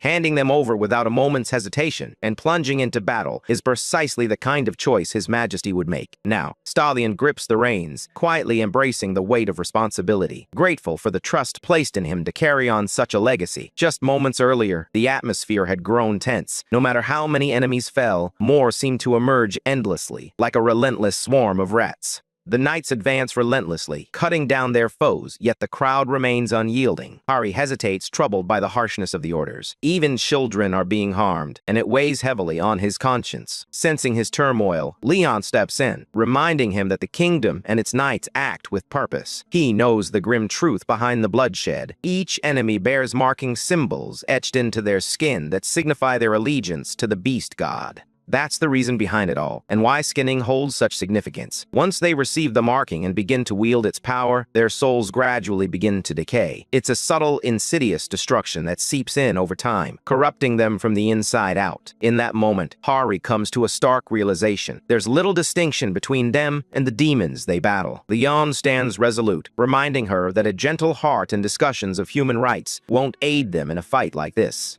The battle is merciless, and in such brutality, only two things hold significance: the truth and absolute justice. With this conviction, Beatrice steels herself to fulfill her duty. She steps forward, urging her companions to stay back. Meanwhile, Leon senses something amiss. The enemy's markings remain active, even in the face of the Holy Grail Knight's relentless assaults. That can only mean one thing. Sir Jovric's divine law isn't functioning as it should. Yet, there's no time to ponder this mystery. The Grail Knight of Demera must rise again, and they must face this storm together. With unwavering resolve, Leon steps forward and declares that their first priority is to sever the bond between the enemy forces. There's no room for hesitation. Breaking that connection is crucial to their success. He raises his voice, introducing himself not just as a warrior, but as the king of the Lionheart, proclaiming that he has come to lead them to paradise. Panic ripples through the crowd as his presence becomes known. Govrick recognizes the radiant light surrounding him. The Holy Grail has appeared, heralding something sacred. A miracle unfolds as a brilliant light cascades over the battlefield, enveloping everyone in its divine glow. Wounded soldiers begin to stir as their injuries miraculously fade away. One man gazes down in disbelief as his wounds vanish before his eyes, while another, who had lost his arm, feels a tingling sensation as it regrows. The pain is intense, yet it's a pain that brings healing. This is no ordinary power or mere illusion. It is a genuine divine miracle gracing the earth. Jovric awakens to a truth he had long been blind to, a truth that shines brighter than any sword. He senses the presence of Demera, the goddess of life and fertility, communicating not through words but through an unwavering faith that envelops him. She calls to him, not merely as a knight, but as her chosen child, once lost, now found. In that moment, all doubts and questions vanish from Jovric's heart, replaced by a resolute sense of purpose. He comprehends Demera's will and embraces it without hesitation. Jovric readies himself to fulfill the divine command, his mind clear and resolute. Turning to the king of the Lionheart, he feels gratitude for the chance to fight alongside someone who shares this sacred mission. Together, Govrick steps onto the battlefield, not merely as a knight, but as a guardian of the Holy Grail, prepared to confront whatever challenges lie ahead. The lifeless beasts begin to stir, drawn together as if by an unseen force. It becomes evident that a host is being formed, something colossal and perilous. The knights sense the mounting pressure, and the situation grows increasingly dire. Among the foes, a grotesque knight looms, a fusion of holy warrior and something far more sinister, shackled by a tainted soul. Confronting such a formidable foe is daunting enough, but now an even darker threat emerges. A servant of the Iron Bear initiates a sinister ritual, sacrificing captured souls to awaken the wrath of the beast god. The monster answers with a thunderous roar, charging directly at Lionheart, poised to tear him to shreds. Yet Lionheart remains resolute, standing his ground against the impending chaos. He stands his ground, tapping into ancient power, and his vision materializes as Death Eye manifests, cutting through the chaos. The pain strikes him fiercely, but he remains unyielding. Leon's bravery ignites a spark in those around him, and the knights feel it resonate within them. This is their moment. They must rise and stand united. They must eradicate those who have shrouded the world in darkness. Hildur gasps for breath, consumed by fear and frustration as the relentless tide of monsters continues to surge. Battling a single Grail Knight like Goverick had already pushed her to her limits, and now the situation has spiraled into chaos. Even the dead find no rest, as the enemies mockingly declare that their bodies will nourish the soil. The origins of the Lionheart King remain a mystery, as does the role of the enigmatic woman entwined in this tale. As Hildur flees, she stumbles upon a glowing stone Amana stone, a potent new source of energy harvested from monster hunts within the gates. Yet, an unsettling feeling washes over her. The sheer volume of mana here is overwhelming, as if hundreds of thousands, perhaps even millions of monsters have perished in this place. A chilling thought crosses Hildur's mind. Just then, Hu steps in, explaining that this gate might be trapped in a loop, endlessly repeating the same events. Hildur comes to a startling realization. She isn't a demon, yet her power feels equally dark. Hu pauses, sensing something unusual. But Hildur isn't deceived. She understands that she is more than just an NPC, and that revelation alters everything.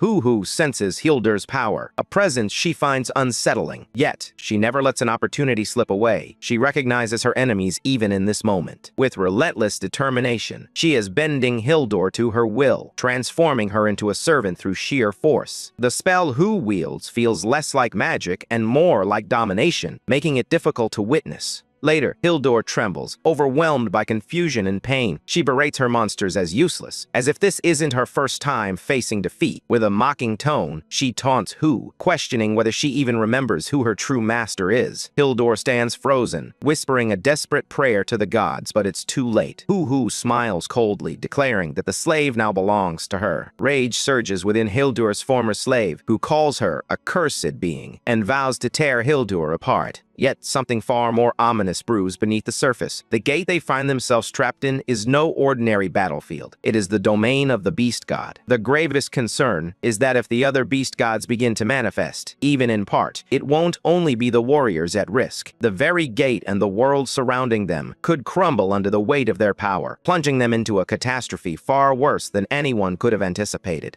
Leon speaks with a calm certainty, recalling how the 11th king of the Lionheart often spoke of Goverick and the other knights. The mention of that name stirs something within Goverick, leaving him confused and questioning whether Leon truly met him. Leon gently nods, revealing that the 11th king now rests in the paradise of the gods. At that moment, Harry interjects, asking Goverick if he remembers any clue at all. Goverick struggles to find the right words, but all that fills his mind is the mission: raid the barbarians. It's the sole purpose driving him forward. Turning to the others, Harry urges them to confront the harsh reality they've been avoiding. She reveals the truth. Goverick and the other knights are bound to this gate. They are not free warriors. They are trapped, mere characters ensnared in this cursed realm, doomed to relive the same fate over and over. To finally seal this gate for good, they must confront Goverick and bring him down. Goverick takes pride in his flawless record, having never lost a single battle throughout the ages. Leon silently concurs. If Goverick had ever known defeat, they wouldn't be standing together now.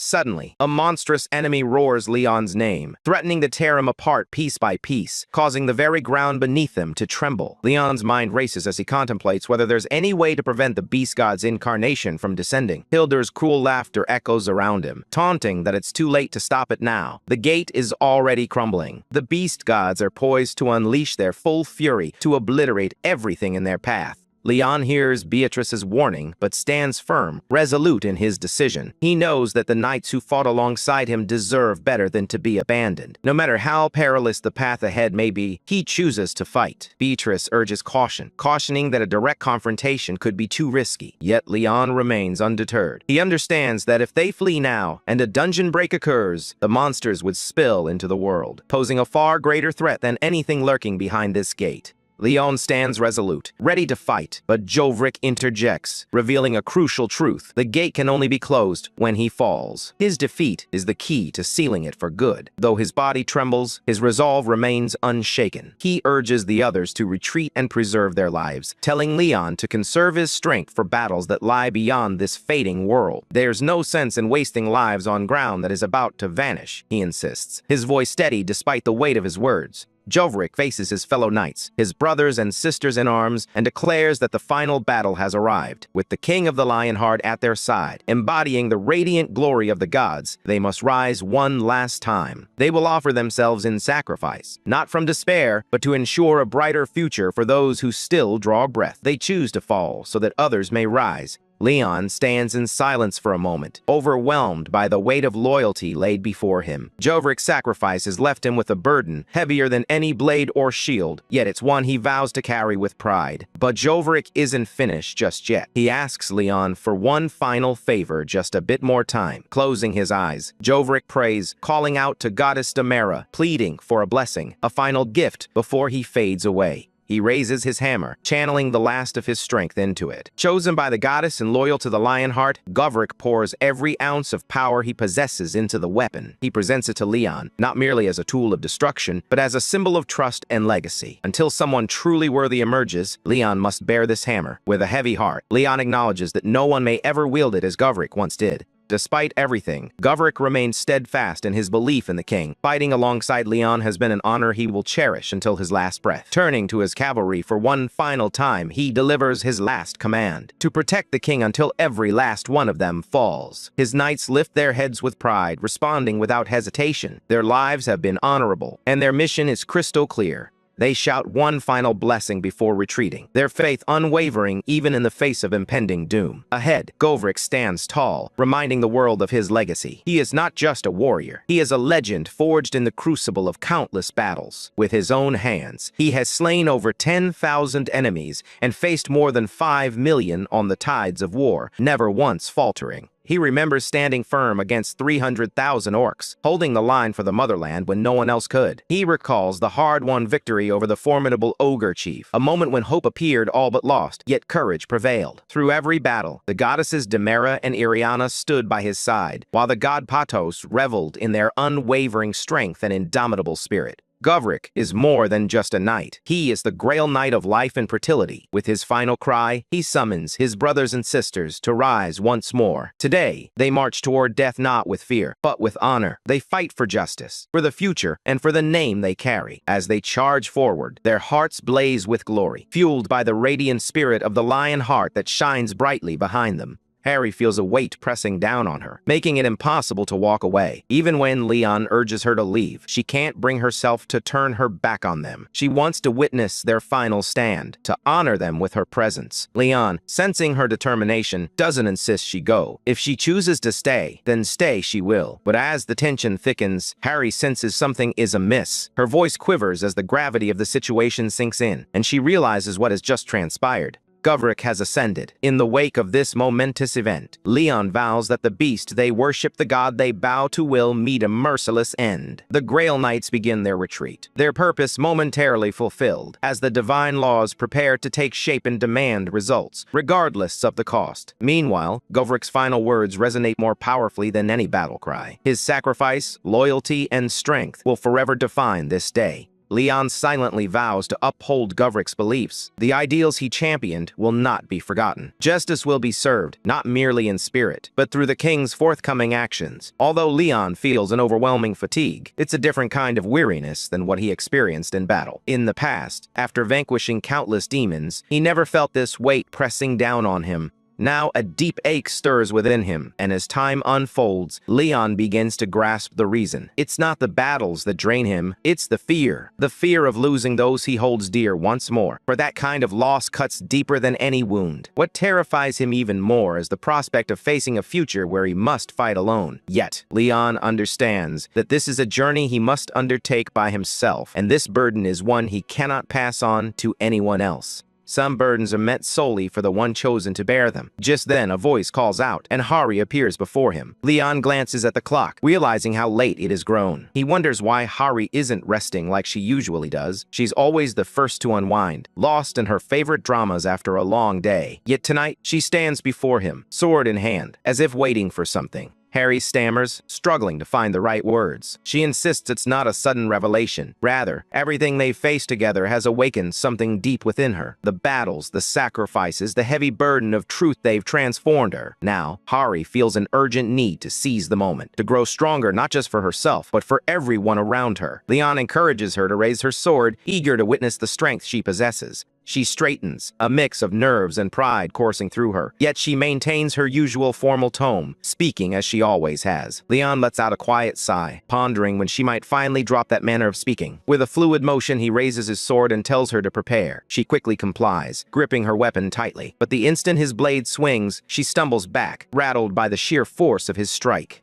Leon doesn't hold back, immediately pointing out her mistake. Her arms are positioned too low. If they drop below her belly button, she loses speed just a fraction at first, but enough to make a difference. If they sink even lower, her movements will slow down drastically. Harry nods quickly, absorbing every word. After that, Leon steps in once more, reminding Hari that it's not just about the arms or the sword. True defense involves the entire body. She takes a step back, grounding her weight. With a tighter grip, she focuses and tries again, this time with greater control. As she successfully blocks the next strike, she can't help but blurt out that she's noticed Leon's movements are wider than necessary. Leon remains calm as he reminds her that he has addressed this before. It's not about grand gestures. What truly matters is speed and precision. Every second, every step, and every swing must count. He then questions her reasoning, asking why she believes creating an opening for the enemy could ever be advantageous. Harry hesitates, pondering that it might be a way to utilize her abilities more effectively. Leon's frustration mounts. He knows that true victory isn't merely about skillful execution. If it leads to death, what's the point? Harry, however, believes Leon would expect her to lay down her life if necessary, viewing it as a noble sacrifice for honor or glory. Leon quickly dismisses this notion, asserting that he sees no value in sacrificing oneself without a meaningful purpose.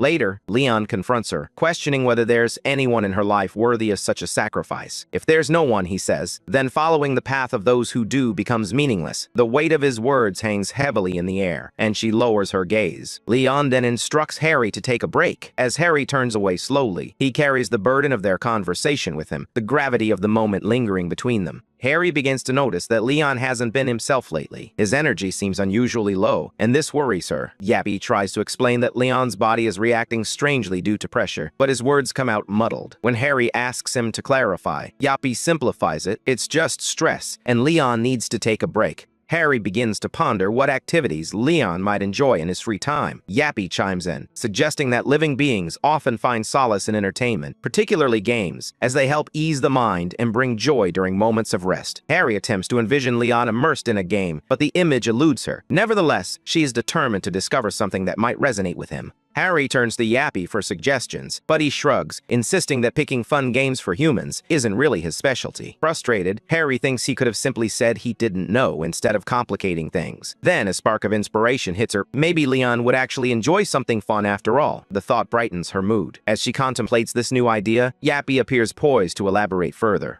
Afterward, Yappy concedes that the plan was sound, but insists it was merely a coincidence, claiming that no one can rival his calculating mind. Harry, however, brushes off his words with a playful demeanor, not taking him too seriously. Yappy, feeling the teasing, bristles at the notion, thinking that a mere human shouldn't speak to him in such a way. Yet Harry remains unfazed, casually reminding him that she emerged victorious in the end anyway. Goddess Ariana gazes at the knight with warmth, acknowledging his bravery and stepping forward. "Your willingness brings joy to the gods," she says softly. Yet a hint of concern lingers in her voice. After 2 centuries of relentless battle, she believes Leon deserves more than just a warrior's fate. He deserves peace and comfort. Now is the time for you to embrace the pleasures of life, she urges, to rest and heal. Leon finds the concept of entertainment to be distant and unfamiliar. Sensing his confusion, Ariana explains that in this era, people have countless ways to unwind and enjoy themselves. While she's uncertain about what might truly resonate with him, she believes that the most meaningful pleasures are those that stand the test of time. Intrigued, Leon asks what kind of entertainment could possibly transcend time. To his surprise, Ariana responds with an unexpected answer, sharing intimacy with a woman.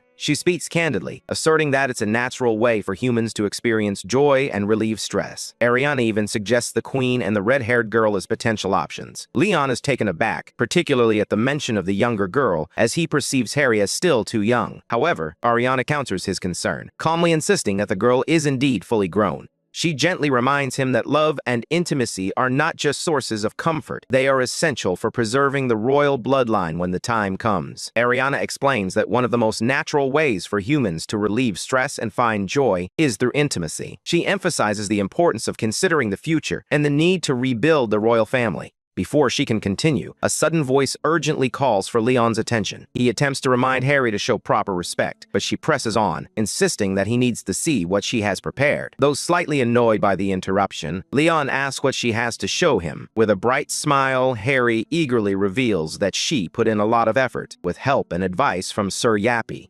However, when Leon catches sight of what Harry is wearing, or perhaps what she's done, his expression hardens. He warns her that if she ever shows up like that again, she'll be forced to run around the neighborhood completely naked. It's clear that whatever Harry presented has crossed a line, and he won't tolerate it. Panic sets in for Harry as she insists that things aren't what they seem, feeling both wrongly accused and flustered by the misunderstanding. Before tensions rise, another voice interjects, clarifying that Harry had actually organized something with the backing of the association. Leon's curiosity peaks, though skepticism lingers in his expression. The assistant elaborates, revealing that the entire team rallied to support Harry in this event she orchestrated. Leon remains uncertain about what to anticipate, but when he learns that even Sir Spinney is involved, he starts to take the situation more seriously. Harry invites Leon to step through the gate she has prepared, assuring him that he's in for a treat. As soon as Leon crosses the threshold, Harry excitedly reveals that the gate is called Sue, a realm brimming with all sorts of animals and creatures. She points to a board displaying a point system. Small animals are worth 1 point, medium ones score 3, and the larger creatures rack up 10 points. Orts, being rare creatures, are valued at the highest points. Leon listens intently, grasping the rules and likening the setup to a hunting game. When he learns that this challenge is designed to assist him, he pauses, reflecting on the thoughtfulness behind it and feeling a sense of gratitude for the gesture.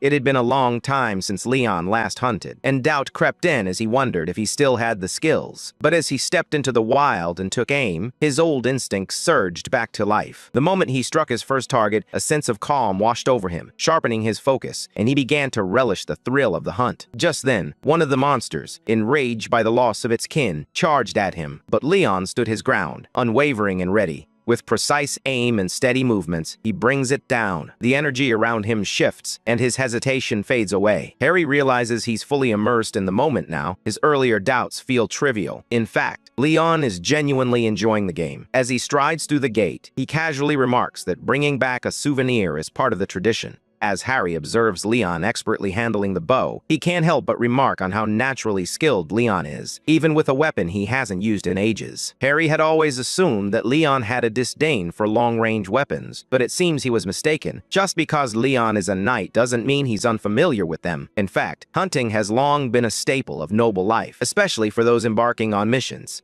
Knights often find themselves navigating unfamiliar territories, which means hunting for food becomes a necessity. As a result, they naturally hone their skills as hunters. While Leon is widely recognized as the strongest champion of his era, he casually reveals to Harry that he was also the second best hunter. This revelation catches Harry off guard. She wonders who could possibly hold the top spot if he was second. Leon clarifies that the title didn't belong to another Grail Knight, but to a priestess. Though not a knight herself, she was chosen by the goddess of the moon for her exceptional hunting skills. Leading the Temple of the Moon, she wielded a bow of unparalleled power. Her arrows soared like falling stars, capable of crossing entire mountains when she unleashed her full strength. As Harry grapples with this revelation, she finally musters the courage to ask why Leon exclusively hunted orcs. His response is straightforward. There was no need to form teams to chase weaker prey. Orcs offered the highest points, and in a competition, aiming for the top score was simply the logical choice. Though his reasoning is straightforward, Harry realizes that Leon views orcs as nothing more than mere prey. After the hunt, Leon discovers something unusual, a peculiar object radiating a strange energy that feels distinctly cursed. Harry concurs, and they soon identify it as a rare cursed totem. Rather than keeping it for himself, Leon chooses to sell it, intending to donate the proceeds to those who assisted in hurting the animals. Though it holds immense value, Leon sees it as a well-deserved reward for those who toiled under the sun on their day off. However, as he surveys the area, he spots traces of orcs that have managed to escape. With a steely resolve, he declares that the hunt isn't over. Those creatures are still out there, defiling the forest. Even if they aren't real, orcs remain enemies in his eyes. He invites Harry to follow him, offering to teach her the proper way to use a bow and arrow. Harry agrees, though she can't help but feel taken aback by his sudden enthusiasm. Observing him now, she quietly admits to herself that Leon looks much better. When Leon catches her words, he pauses for a moment, a flicker of surprise crossing his face.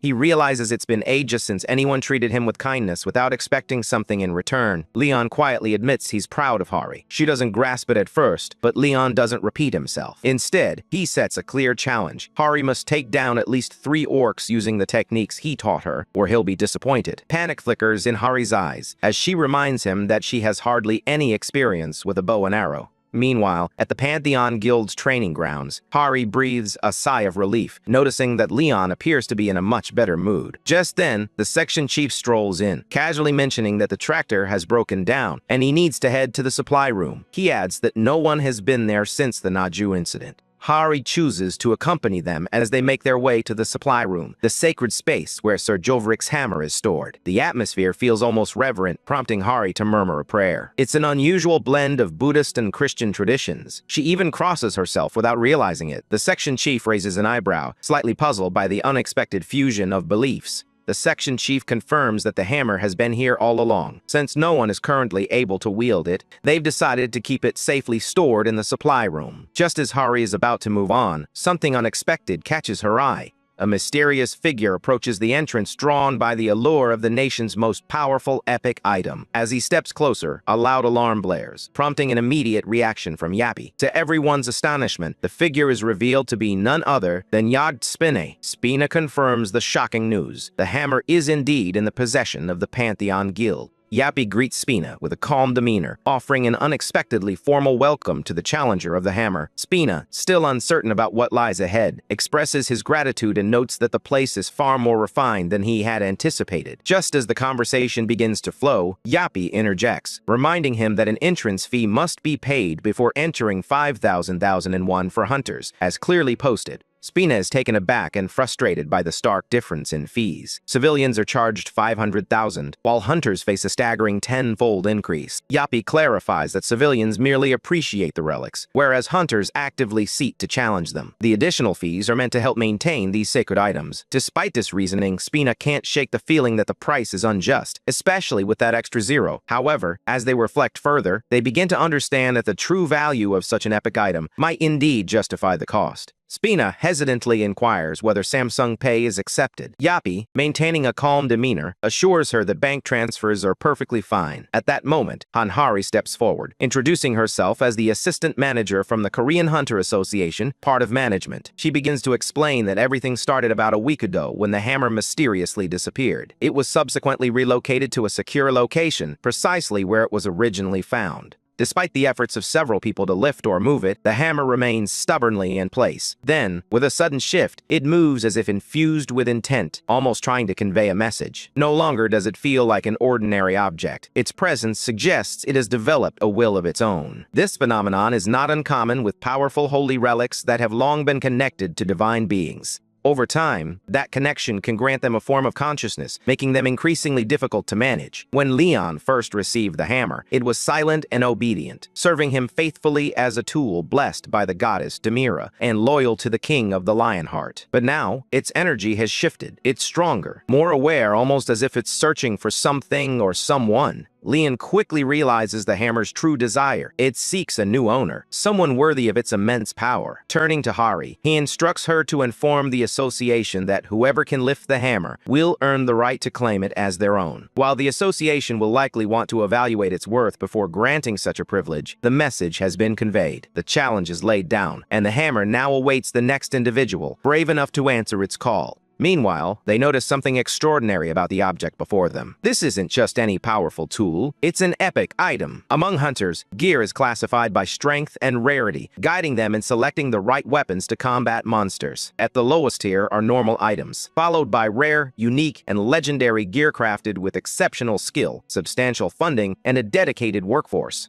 Epic items stand in a league of their own, transcending even the legendary. In the past 30 years, only a handful have come into existence. These weapons are renowned across nations, immortalized in tales, and feared for their immense power. One such weapon is the Heaven Destruction Sword, once wielded by the master of Shawn Mountain and, before him, by the heavenly demon himself. These are not merely tools, they are legends brought to life. Among them is the 12-ring Kakara, a staff rumored to possess the power to reshape the world. Then there's the Frost Queen's Heart, which continues to spread the icy grip of winter across Siberia. And let's not forget the Wandering Demon Sword, lost since the Black Gate disaster in London, still wandering the world in search of its master. Each of these artifacts holds immense power, capable of turning the tide in even the most desperate battles. Before them stands another item of remarkable significance, Gedvrik's hammer. Despite its immense worth, Leon stands firm in his decision whoever can lift the hammer will claim it as their own. Mr. Lee Chan-su stares in disbelief, struggling to comprehend how such a rare treasure could be so easily bestowed. In a rush, he pulls up the item's stats, eager to verify its true value. The hammer is a divine artifact infused with the soul of Gedvrik, a Grail Knight chosen by Demira, the goddess of life and fertility. It embodies the essence of faith, channeling divine energy directly from the goddess herself. This remarkable weapon not only enhances vitality to the extent of banishing fatigue, but also quadruples defense and triples healing abilities while grounded on Earth. Allies receive tremendous enhancements, including double defense and significantly improved healing. One of its abilities, the Saint's Painting, enables the wielder to invoke divine laws based on their faith and connection to holy energy. The sheer magnitude of this power overwhelms Lee Chan-su. It's not just rare, it's a miracle embodied in a weapon. Yet, despite this revelation, Leon remains resolute, his decision unwavering.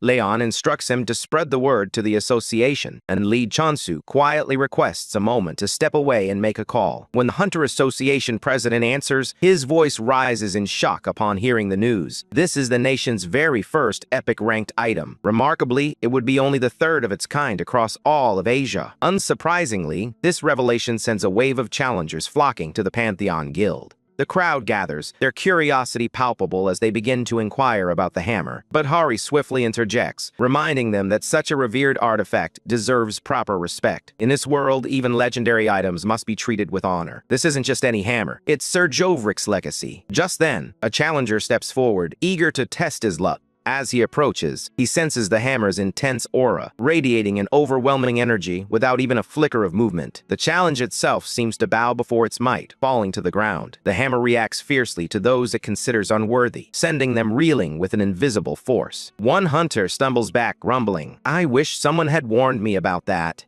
The truth is, the hammer chooses its wielder on its own, and no one truly understands the exact rules it follows. Suddenly, Kirik's voice echoes around them, demanding a tithe while invoking the goddess linked to the holy relic. The hunters exchange puzzled glances, unsure if this is some sort of joke. After all, they've already paid the entrance fee. Yet, amidst the confusion, one member of the group has a revelation. The hammer's connection to the goddess means this tithe might be part of a test. He places 10 million won as an offering, and the others gaze at him in disbelief, calling him insane for relinquishing such a fortune. But the moment the tithe is accepted, a shift occurs. The hammer, once immovable, now welcomes his touch. He grips it firmly, a feat he couldn't achieve just moments before. This time, the aura surrounding the relic no longer resists him. It has acknowledged him at last. tithes begin to pour and his eager hunters rush forward, each hoping to lift the hammer and claim it as their own. The crowd jostles for position, voices rising in heated arguments over who was first or who offered the most. Amidst the chaos, Harry's confidence wavers, and he leans closer to Kirik, whispering that something feels off. She glances around, questioning whether this is truly how a holy relic should be treated. Yet Yappy, standing beside her, dismisses her concerns. To him, this isn't disrespect, it's simply shrewd strategy. Suddenly, the hammer reacts, sending a challenger flying in a dramatic display. It becomes clear that this trial isn't solely about strength or determination. The offering simply wasn't sufficient, and the hammer demands more. What initially appeared to be a sacred test now resembles a merciless payment system. This relic doesn't merely assess worth, it measures gold. Gradually, the hammer begins to feel less like a divine weapon and more like a tool for profit.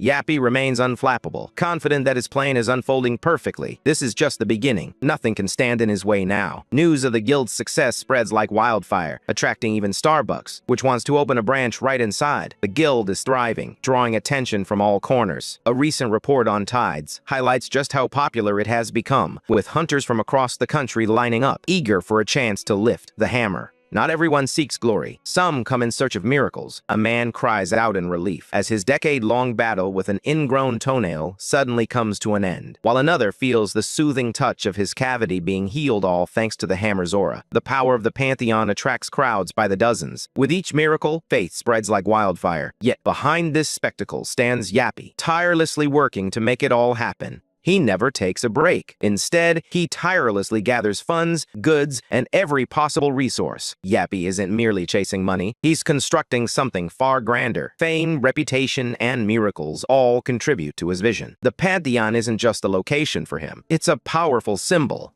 Every action he takes, every coin he gathers, contributes to the growth of this sacred facility. Amidst it all, Harry gazes in wonder, contemplating what this place has become. Within the Pantheon, a new chamber looms, a high-intensity forging facility, its significance palpable. Despite its gleaming components and heavy machinery, this forge is still regarded as the lowest tier in Yappy's extensive database. Constructed with Earth's limited metallurgy, it's the best he could achieve for the time being. To the untrained eye, it may appear impressive, but Yappy doesn't mince words. He attributes the positive impressions to the simplicity of the organic mind, dismissing compliments with a wave of his hand. Filled with hope, Harry asks Yappy if he could forge a sword. After all, Yappy is the grailmite of the divinity of steel, and blacksmithing a title that carries great expectations. However, Yappy declines, not out of disrespect for Harry's request, but because the forge is incomplete. It lacks the specialized facilities required to work with adamantite. Without those crucial upgrades, even a master like him cannot proceed. Afterward, Harry comes to a realization, and Yappy strides away with newfound determination to earn more money. A small forging facility opens, and Yappy finally amasses enough seed money to set his plan in motion. He envisions himself as a righteous thief, one who takes from the greedy, not for personal gain, but to create something far greater. Meanwhile, the global stock market is in turmoil. Powerful figures seize with anger as the news refuses to bend to their will, despite their hefty investments in media control. Headlines defy their desires, intensifying their frustration. Meanwhile, a ghostly figure lurks in the shadows, quietly dismantling their carefully laid plans. Just as these elites prepare to cash in on their stocks for a massive windfall, this enigmatic individual intervenes, snatching away their earnings before vanishing without a trace.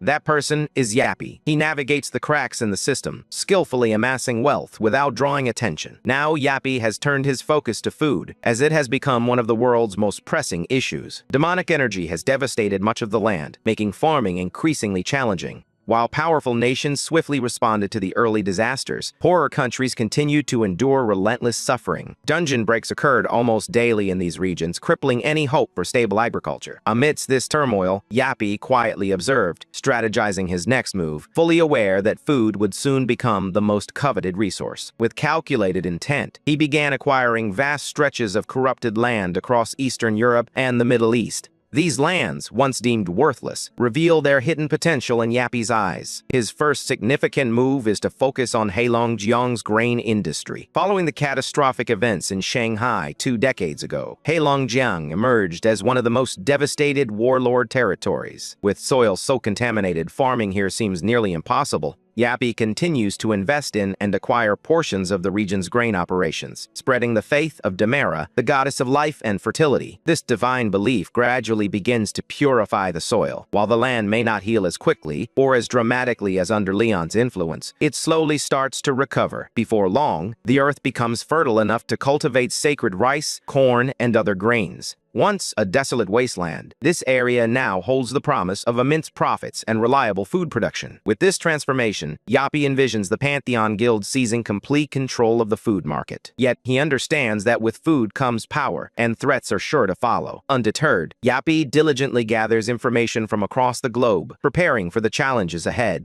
He observes the staggering waste of resources on war and power struggles, especially as gates and monstrous threats emerge everywhere. In his view, any wise leader would steer clear of pointless conflicts and prioritize survival. Yapi boldly declares that the land will rise again. Just then, breaking news flashes across the screens. A coup d'etat has erupted in Jilin, and war has begun. In the midst of the unfolding situation, Yapi remains composed as he gently pulls Hari aside, addressing her directly. He explains that he specializes in private equity, a burgeoning method for managing wealth. Without seeking her approval, he boldly declares that he will take charge of her finances. Taken aback, Hari questions whether this is some sort of investment proposal. Yapi swiftly clarifies, stating that this isn't a request, it's a professional intervention. She's taken aback by his involvement in the stock market, but he swiftly counters her surprise by highlighting her own financial struggles. Despite Hari's pride in her savings, he reminds her that she only possesses 15% of what A-rank hunters typically save, with most of her bonuses funneled directly to charity. Hari attempts to defend herself, explaining that she donates everything she doesn't need to the orphanage where she was raised. Yapi doesn't criticize her kindness. Instead, he emphasizes that proper financial planning will enable her to give even more. She attempts to decline his offer, but he counters, insisting that avoiding financial education is akin to giving up on life in today's world. Yapi believes she should be grateful for his guidance. Hari reluctantly agrees to let him manage 2 million won, but Yapi quickly raises the stakes to 20 million, casually suggesting she sell her semi-basement apartment in Seoul. Hari hesitates, unsure of how to respond, yet deep down, she trusts Yapi, hoping this isn't a shady scheme. With a flourish, Yapi upgrades Hari's status from bronze to silver, explaining that silver members now earn double returns compared to bronze. It's a generous gesture, but the weight of the decision hangs heavily in the air. Eager for greater profits, Hari becomes intrigued by the prospect of climbing even higher. Yapi informs her that if she recruits 5 new members, she'll be upgraded to gold status, which guarantees triple the profit. At just 20, and fresh to the world of adulthood, Hari remains blissfully unaware of the trap she's stepping into. She fails to recognize the warning signs. It's a classic pyramid scheme. To her, it sounds like an incredible opportunity. What makes it even more complicated is that people trust her kind nature. Eager to share the news, she reaches out to Suho, who agrees without hesitation, fully believing in her. Unbeknownst to Hari, her enthusiasm is drawing others in, and Yapi's scheme begins to gain momentum. As more people flock to join, the fake financial system gains momentum at an astonishing pace. Just when it seems like everything is thriving, officials from the district court arrive with a stern warning about impending asset confiscation. Confused and alarmed, Leon turns to find Yapi, nonchalantly unfazed by the chaos. With his trademark charm, Yapi confidently claims to have borrowed a substantial sum using the name of the Pantheon Guild. He promises enticing profits, assuring everyone that their investments are safe and will yield returns of double or even triple their original amounts.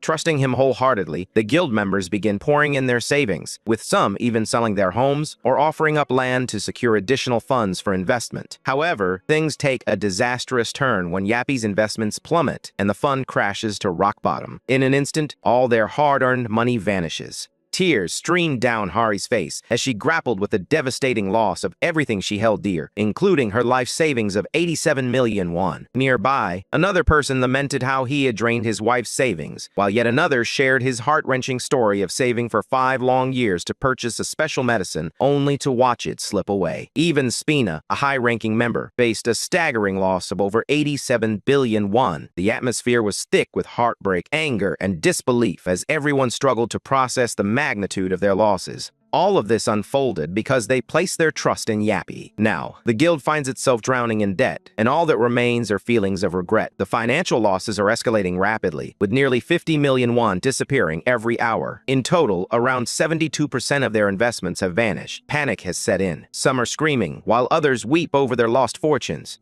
Frustration hangs thick in the air as people scramble to salvage anything they can from the guild. One individual rushes into storage, snatching up anything that appears valuable, desperate to compensate for the losses. Suddenly, another person lunges for a large gleaming pillar, convinced it must be worth a fortune. But Yappy erupts in a panic, shouting that it's his personal property. Yet no one seems to hear, and emotions spiral out of control. A voice rises above the din, a desperate plea from someone who has poured their heart into saving that money. Chaos erupts as accusations fly. People scramble for belongings, and blame ricochets through the crowd. Yappy is hoisted into the air by an unknown assailant who demands answers, sending the staff into a frenzy. Harry, overwhelmed by the chaos, feels a wave of nausea wash over him, and even the chief struggles to restore order. Amid the turmoil, Yappy glares defiantly at the crowd, dismissing them as inferior. Suddenly, Spinny steps forward, hiccuping whether from frustration or fear is anyone's guess. Leon turns to Sir Spinny, urging him to resolve the situation, expressing his unwavering trust in Spinny's intelligence. Spina inquires about how much time Yappy requires, to which Yappy confidently responds that he'll have everything sorted by tomorrow. Spina nods in agreement, then takes it a step further, offering to act as a financial guarantor, ready to cover Yappy's debts if needed. He then instructs Yappy to resume his duties. With a sense of quiet urgency, Yappy departs, leaving the others watching in uncertainty, wondering if it's even possible to rectify this disaster in just one day. Back at the guild, alarms blare and emergency protocols spring into action. There's no time for safety checks as the first prototype of a powerful exoskeleton armor powers up. The mission code: Fund Restoration. Meanwhile, far to the north in Heilongjiang, soldiers from the Jilin Republic Army find themselves battling boredom. Ruyo stifles a yawn as a fellow soldier grumbles about the enemy's retreat, lamenting that they would rather flee than engage in battle. Nearby, the monsters sneer at the humans, deriding their weakness and ignorance of honor. Yet, amidst the tension, Ruyo's thoughts drift to a more pressing concern: the desire for a hearty meal. They choose to hold off on their next assault on the nearby region. Their mood is darkly twisted as they exchange jokes about turning people into stew, their eagerness to plunder and destroy simmering just beneath the surface. As they get ready to move, something unusual catches their attention. High in the sky, a glowing object streaks down like a meteor. Meanwhile, in a secure U.S. defense room, alarms blare as the Divine Staff, a secret weapon housed in a satellite, suddenly activates. Panic grips the defense minister. Only 3 individuals should have access to the launch code, yet someone has triggered it. Both the White House and Hunter HQ insist they have no idea how this happened. To make matters worse, the passcode to control the weapon changes every minute, offering a staggering 100 million possible combinations. Even the most advanced supercomputer on Earth would require 13 years of continuous work to crack it. Yet, against all odds, someone has already succeeded. Panic spreads like wildfire as the situation spirals out of control. The weapon has been activated, and there's no turning back. The security code is impenetrable, boasting over 10 billion combinations, far beyond the reach of any computer to crack in time. To make matters worse, Grizzly, another formidable system, has also been activated and is syncing with the Divine Staff. Both forces are poised to strike the same target, the Jilin Republic. Just then, a video surfaces, featuring an individual asserting that Jilin has disrupted the peace of the United States. Moments later, a message from Russia emerges, declaring that they will not stand idly by and will support the U.S. in this matter. It appears to be a setup for war. Minister Julius, observing the footage, quietly acknowledges its falsity. The video is a fabrication, yet the damage is already done, and the world teeters on the brink of conflict. All because of a meticulously crafted lie. A deepfake video has plunged society into chaos, and the identity of its creator remains a mystery. But the damage is already done. General Linghang Kazak of the Jilin Republic observes the chaos unfolding around him, pondering how it all spiraled out of control. With their nation now among the strongest, it seems they are left with nothing but the prospect of endless war. His men, gripped by panic and uncertainty, look to him for guidance. In a moment of desperation, he proposes a daring plan to take what little money they have left and flee, seeking a new life far away, where they can rebuild and grow stronger once more.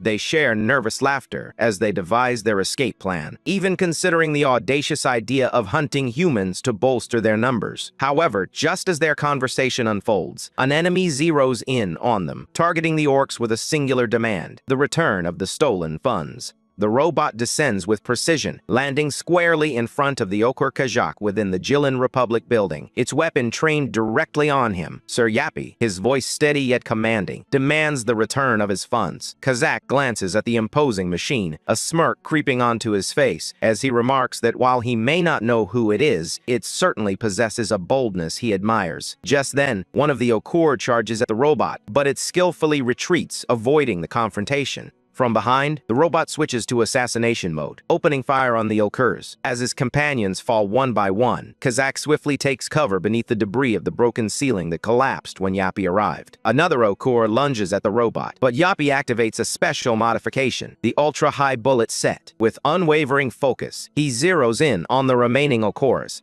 With all weapons unleashed, the robot launches a relentless bombardment on the Okurs. Once they lie defeated, it signals a ceasefire but soon reveals that one entity remains Kazak. As Kazak drags his hammer across the ground, he remarks, "Not bad at all. You've taken down everyone." He adds with a hint of bitterness, "The ones you killed were on the verge of being promoted to generals." The robot immediately reactivates its assassination mode, catching Kazak off guard. He shouts, incredulous, "Do you even know what resume assassination means?" Without missing a beat, the robot unleashes a searing laser. Kazak narrowly dodges the attack and charges at the machine, swinging his axe with all his might. The blow lands squarely, shattering the robot's hand as it registers the formidable nature of Kazak's adamantite axe. Kazak roars, proclaiming that his axe is forged from pure adamantite as he prepares to strike once more. "Not even a Drake could withstand this blow," he boasts, swinging the axe toward the robot. The machine, sensing the impending attack, quickly identifies Kazak as a rank S threat and realizes its ammunition is running low. In a desperate move, the robot fires a sharp laser from its hand. Kazak merely scoffs, dismissing the threat. "A mere chunk of metal like you stands no chance against me, a warrior blessed by the god Hell can." Kazak leaps forward to strike, but the robot activates too late, resulting in a scenario failure. Yappy ensnares Kazak in strings, remarking that he's collected valuable data from real-life battles, enhancing his big data even further. Kazak, bewildered, shouts, "What are you talking about, Yappy?" Yappy activates Tactical Divine Law, unleashing a devastating laser that obliterates Kazak, his flesh scattering through the air. With a calm determination, Yappy strides toward the adamantite material, claiming it as his own. He swiftly eliminates all witnesses, declaring the assassination complete. In the aftermath, news outlets announce that the coup d'etat in the Jilin Republic has been resolved. The newly established government issues an apology for the chaos that ensued, attempting to restore a sense of order. In the rice fields of Beidahuang, blessed crops have flourished. Harry beams at Sir Yappy, exclaiming how wonderful it is that the war has finally come to an end. Meanwhile, she glances at her phone to check the fund's profit margin and gasps. In surprise, it's only up to 200%. Leon, unfazed, sips his tea while perusing through the files. He reviews Suho's records, reflecting on the remarkable improvements in his swordsmanship, shield techniques, spearmanship, and horse riding. He contemplates whether it's time to connect Suho to the gods, but first, he must prove his faith. Leon knows there's no time to waste. The gods have permitted a simplified process, and he needs to act quickly. With urgency, he shifts his focus to the second sheet, examining Chaseon's files. As he reads the information outlining that a knight must uphold the rule of virtue, he can't help but wonder if Soyeon harbors any greed. He assumes her decision to sign up stems from the divine laws. Lost in thought, he recalls the past and realizes that she bears a striking resemblance to someone he once knew. Suddenly, a noise catches Leon's attention, and he notices that the hammer has shifted. He rises to his feet, curiosity piqued about who might be responsible. As he strides toward the source, Hari calls out, asking where he's headed, but Leon remains silent. When he reaches the scene, a smile spreads across his face. It's an unexpected sight. There stands Daesung, gripping the hammer tightly in his bare hands. In the vast, empty fields near Naju Plains, a crowd gathers as Leon steps forward to address them. Today, he announces, "We welcome a new student." A wave of murmurs ripples through the group, confusion evident on their faces. One student raises a hand, voicing what many are thinking, but most of the academy students have already joined guilds. Why now? Curiosity hangs in the air as they speculate about the identity of this mysterious newcomer. Leon elaborates that the new student will train alongside them, aspiring to become a knight in the future. Just then, the new student makes an entrance on horseback, struggling to maintain control. With a nervous smile, he introduces himself as Good Daesung, the first-generation student of Man-at-Arms, and adds, "It's nice to meet everyone." Meanwhile, at the presidential building, a researcher briefs the president, revealing that the Eastern Sea Fleet, 7 American fleets, and Japan's Maritime Self-Defense Force have all reported in. The president nods, acknowledging the information with a grave expression. So, the Dragon Palace is real, he confirms. This mysterious gate in the ocean, known as the Dragon Palace, was discovered in Tokyo Bay a staggering 25 years ago. At that time, people believed gates only manifested on land, and there were no satellites to monitor the oceans for such phenomena. The Tokyo Bay Gate went unnoticed until a catastrophic dungeon break unleashed devastation upon the city. Nearby beaches were tainted, and ocean creatures transformed into terrifying monsters. This incident marked one of the worst gate disasters in history, prompting nations to unite in their efforts to raid and contain these threats. The researcher informs the president that Hurricane Nabi, which was initially heading toward the Pacific Ocean, has unexpectedly changed course and is now bearing down on Oolong Island. The president stands in silence, his anxiety palpable, as the researcher adds that this storm is projected to be the worst hurricane of the year. Glancing at the screen, the president can't help but lament his misfortune. A reporter on the live broadcast announces that the hurricane is barreling toward Oolong Island at a staggering speed of 64.5 meters per second, reminiscent of Hurricane Mamie in 2003. Severe damage is anticipated. The president turns to his assistant, commanding him to reach out to His Majesty Leon of the Panthwon Guild. Half an hour later, the president confronts Yongwon, inquiring if he is the first to arrive. The president acknowledges Yongwon with a smirk, remarking on how much the Yongwon Guildmaster has changed since he used to dismiss the draft entirely. Yongwon scowls, challenging the president's decision. Why is my guild the priority candidate for the draft when there are far better options out there? The president offers a weak smile, replying, "It's not easy to find a guild as remarkable as the Phoenix Guild." Yongwon turns away, stating that they are still recovering from the aftermath of the Jeju Island incident. The president, maintaining a smile, reassures him that he's confident Yongwon is fully recovered now. However, Yongwon's scowl deepens as he wonders why this old man is suddenly asserting his authority over him, suspecting it has something to do with Leon. He confronts the president directly, certain they aren't sending his guild out alone, and inquires about when his ace card will join the mission. The president feigns surprise, asking what ace card he's referring to. He then replies, asserting that His Majesty is beyond the evaluation of someone like him. This only serves to infuriate Yongwon further. He approaches his partner, expressing that things just aren't working out between them. In response, his companion mocks him with a dismissive remark. Yongwon's mind drifts back to that fateful night when he had urged him to take the horse, insisting that the steed would heed the king's call. He had prayed fervently for his partner, asking the gods to bless him. Now, the present Yongwon curses under his breath, a sense of unease settling in his chest. At that moment, the president's assistant announces the arrival of a VIP. Yongwon observes as the president adjusts his dress shirt and sprites his mouth freshener, a sight that catches him off guard. The elevator doors slide open, revealing Leon flanked by Hari and Jinsu. The president bows respectfully, expressing his gratitude for Leon's presence. With a smirk, Leon warns the president to ensure he has a compelling reason for summoning him all this way. The president gestures for him to follow, promising to clarify the situation. Once they're settled, Leon leans back, summarizing the key points. A mysterious gate has emerged in the ocean, and an approaching hurricane complicates any plans for a raid. The president reassures him that both the US and Japan are prepared to assist with the gate, while other guilds remain on standby, ready to respond if needed. He emphasizes that this is a chance to elevate the honor of the King of the Lionheart, urging Leon to demonstrate his heroic abilities. Leon smiles, grateful that the president knows how to wield his words effectively. He replies that a king's worth is substantial, and he will need to prepare a fitting tribute.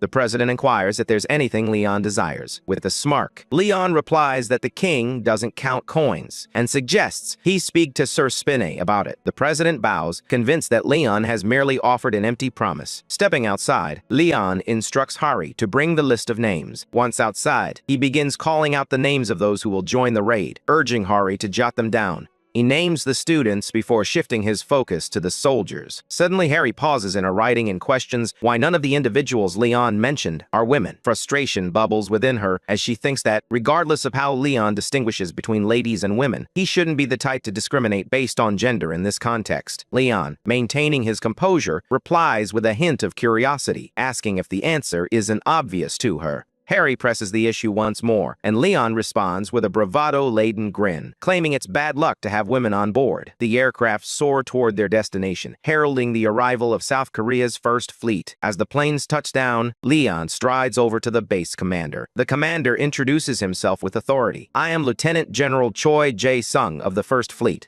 He tells Leon that it's an honor to meet him, expressing his gratitude for the Damaris crops that cured his granddaughter's illness. He asks Leon to convey his thanks to her. Leon smiles proudly and replies, "If the commander wishes for me to thank her for her blessings, then that makes you my brother." The commander beams with joy, expressing his honor before leading them toward the base. The guild members follow closely behind as Jae-sung steps forward, announcing that he will begin the briefing and introduce the Allied forces. As they enter the building, they encounter a group of foreigners waiting for them. Young one inquires if they are the U.S. raid team. Jae-sung responds that they rushed here on a cargo aircraft, noting that the U.S. team has a reputation for being passive. Just then, a familiar voice calls out, "Young Wan's name, it's Reynolds Sherman." Young Wan, puzzled, asks what the master of the magic tower is doing here. Reynolds turns around, surprised that his fame has reached even Korea. He turns to face them fully, a smile on his lips, and a glowing crystal balm in his hands. "It's nice to meet the Korean hunters," he begins. But before he can finish, he catches sight of Leon's intense gaze. Panic rises within the master of the magic tower, and even the demon trapped inside the balm is taken aback. Reynolds glances at the demon, urgency in his voice. "What should we do now that Leon is right in front of us?" The demon urges him to calm down, explaining that if Leon had noticed him, he would have been killed instantly. Reassuring him, the demon insists they haven't been discovered yet and encourages him to trust in the power of the ring he crafted. Reynolds clenches his fist around the ring, awed by the great demon's wisdom.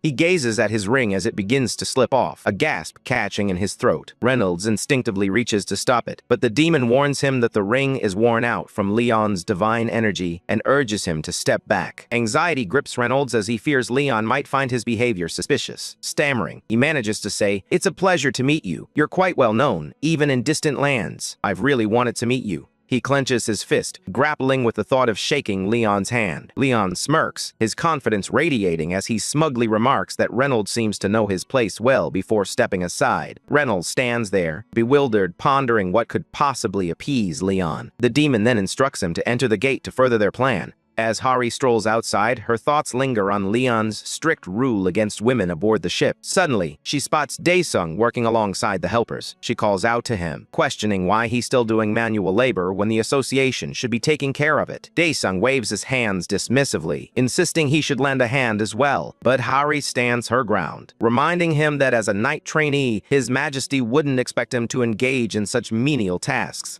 Dae-sung shyly replies that he feels he's being overvalued for merely lifting a hammer. Annoyed, Hari counters that it's a significant achievement since she couldn't even budget an inch. Over 1,000 people had attempted to lift that hammer, and he was the only one who succeeded. She emphasizes that he was chosen by the goddess herself, yet Dae-sung still appears unconvinced. Hari begins to mimic Leon, her voice dripping with sarcasm. "Oh, I'm sure His Majesty would be furious at a lowly peasant daring to question the king, his decisions, and the judgment of the goddess." Dae-sung calls out her name, trying to pull her back to reality. But she continues, "And don't forget how Leon would boast about training without a wink of sleep in his day." Dae-sung raises his voice just enough to capture her attention. She turns to him, confusion etched on her face as the realization dawns. "Are you standing behind me?" she asks. Just then, Leon yanks Hari's hair, his anger boiling over. "How dare you mock and imitate a king's behavior?" he demands. Hari pleads for his forgiveness as he gradually releases his grip on her. Leon scowls, incredulous that she is the one being blessed. Hari looks puzzled, prompting him to elaborate. He explains that she has been chosen by the divinity of the sea and waves, and that Poma has decided to take her in as a saintess. With a serious tone, he informs her that she will be joining them for the upcoming raid. For a brief moment, Hari feels a surge of happiness as she gazes at Leon's face. But that joy quickly fades when she realizes she's tied to a plank of wood. Above her, Yongwon watches in disbelief, questioning how anyone could treat a saintess in such a manner. Beside him, Leon casually remarks that having a woman on board brings bad luck, and the only way to lift the curse is to make her the ship's figurehead.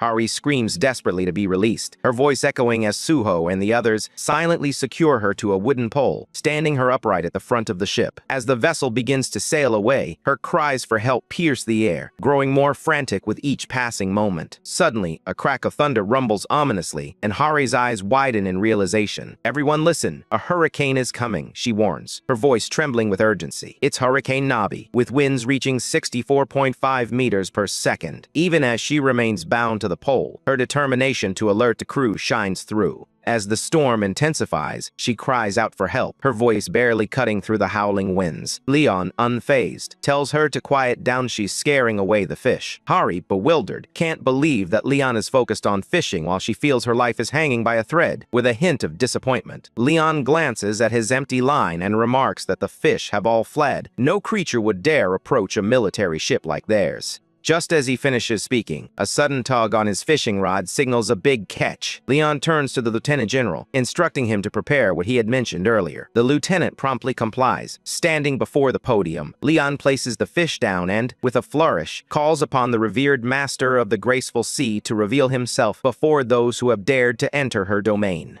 The fish radiates a blinding light, casting beams that illuminate the entire ship. The control department, responsible for monitoring the environment, is struck with fear at the sight of the colossal wave, questioning whether it's truly a wave or something far more ominous. As the ship finds itself enveloped by this gigantic swell, the goddess affectionately addresses Leon, calling him Leonhardt, her beloved watchtower and the protector of her people. Leon names her Poma, the divinity of the sea and waves. Poma remarks that this sea is rather senseless. She explains, as Plo mentioned, that this land lacks a true divinity, and the boat doesn't even have sails. She adds that none of them grasp the grace of the sea. Standing before the glowing fish, Leon replies that it can't be helped. This world has yet to learn the teachings of the sea. He asks her to kindly keep an eye on the people, to which Poma responds that she has no reason to watch over those who lack faith in her. Only through respect will they receive grace. Leon falls silent for a moment before inquiring why she chose Hari as the saintess. With a laugh, Poma reveals that she barely managed to convince Peytos, but insists that Hari is a remarkable vessel and absolutely worth it. Poma admits, with a hint of humility, that she can't quite match Leon, especially since he embodies all forms of divinity. Leon nods, acknowledging her words, and reveals that he sensed Hari's fate was steeped in misfortune, and it appears he was correct. The illuminated shark inquires why Leon perceives his blessing as a curse. Leon responds thoughtfully, explaining that the attention of gods can be toxic to a human who lacks faith. The goddess expresses her confidence that Leon will manage the situation. Poma then calls out to Saintess Hanhari, declaring that she will bestow upon her the authority over the waves and the blessing of water. With a warm smile, she encourages Hari to embrace this gift joyfully and to share her teachings far and wide. Excited, Hari eagerly agrees, then asks if this means she will finally be untied from the pole. The fish replies ominously that by sacrificing her saintess, no wave will be able to surge through the boat before swimming away.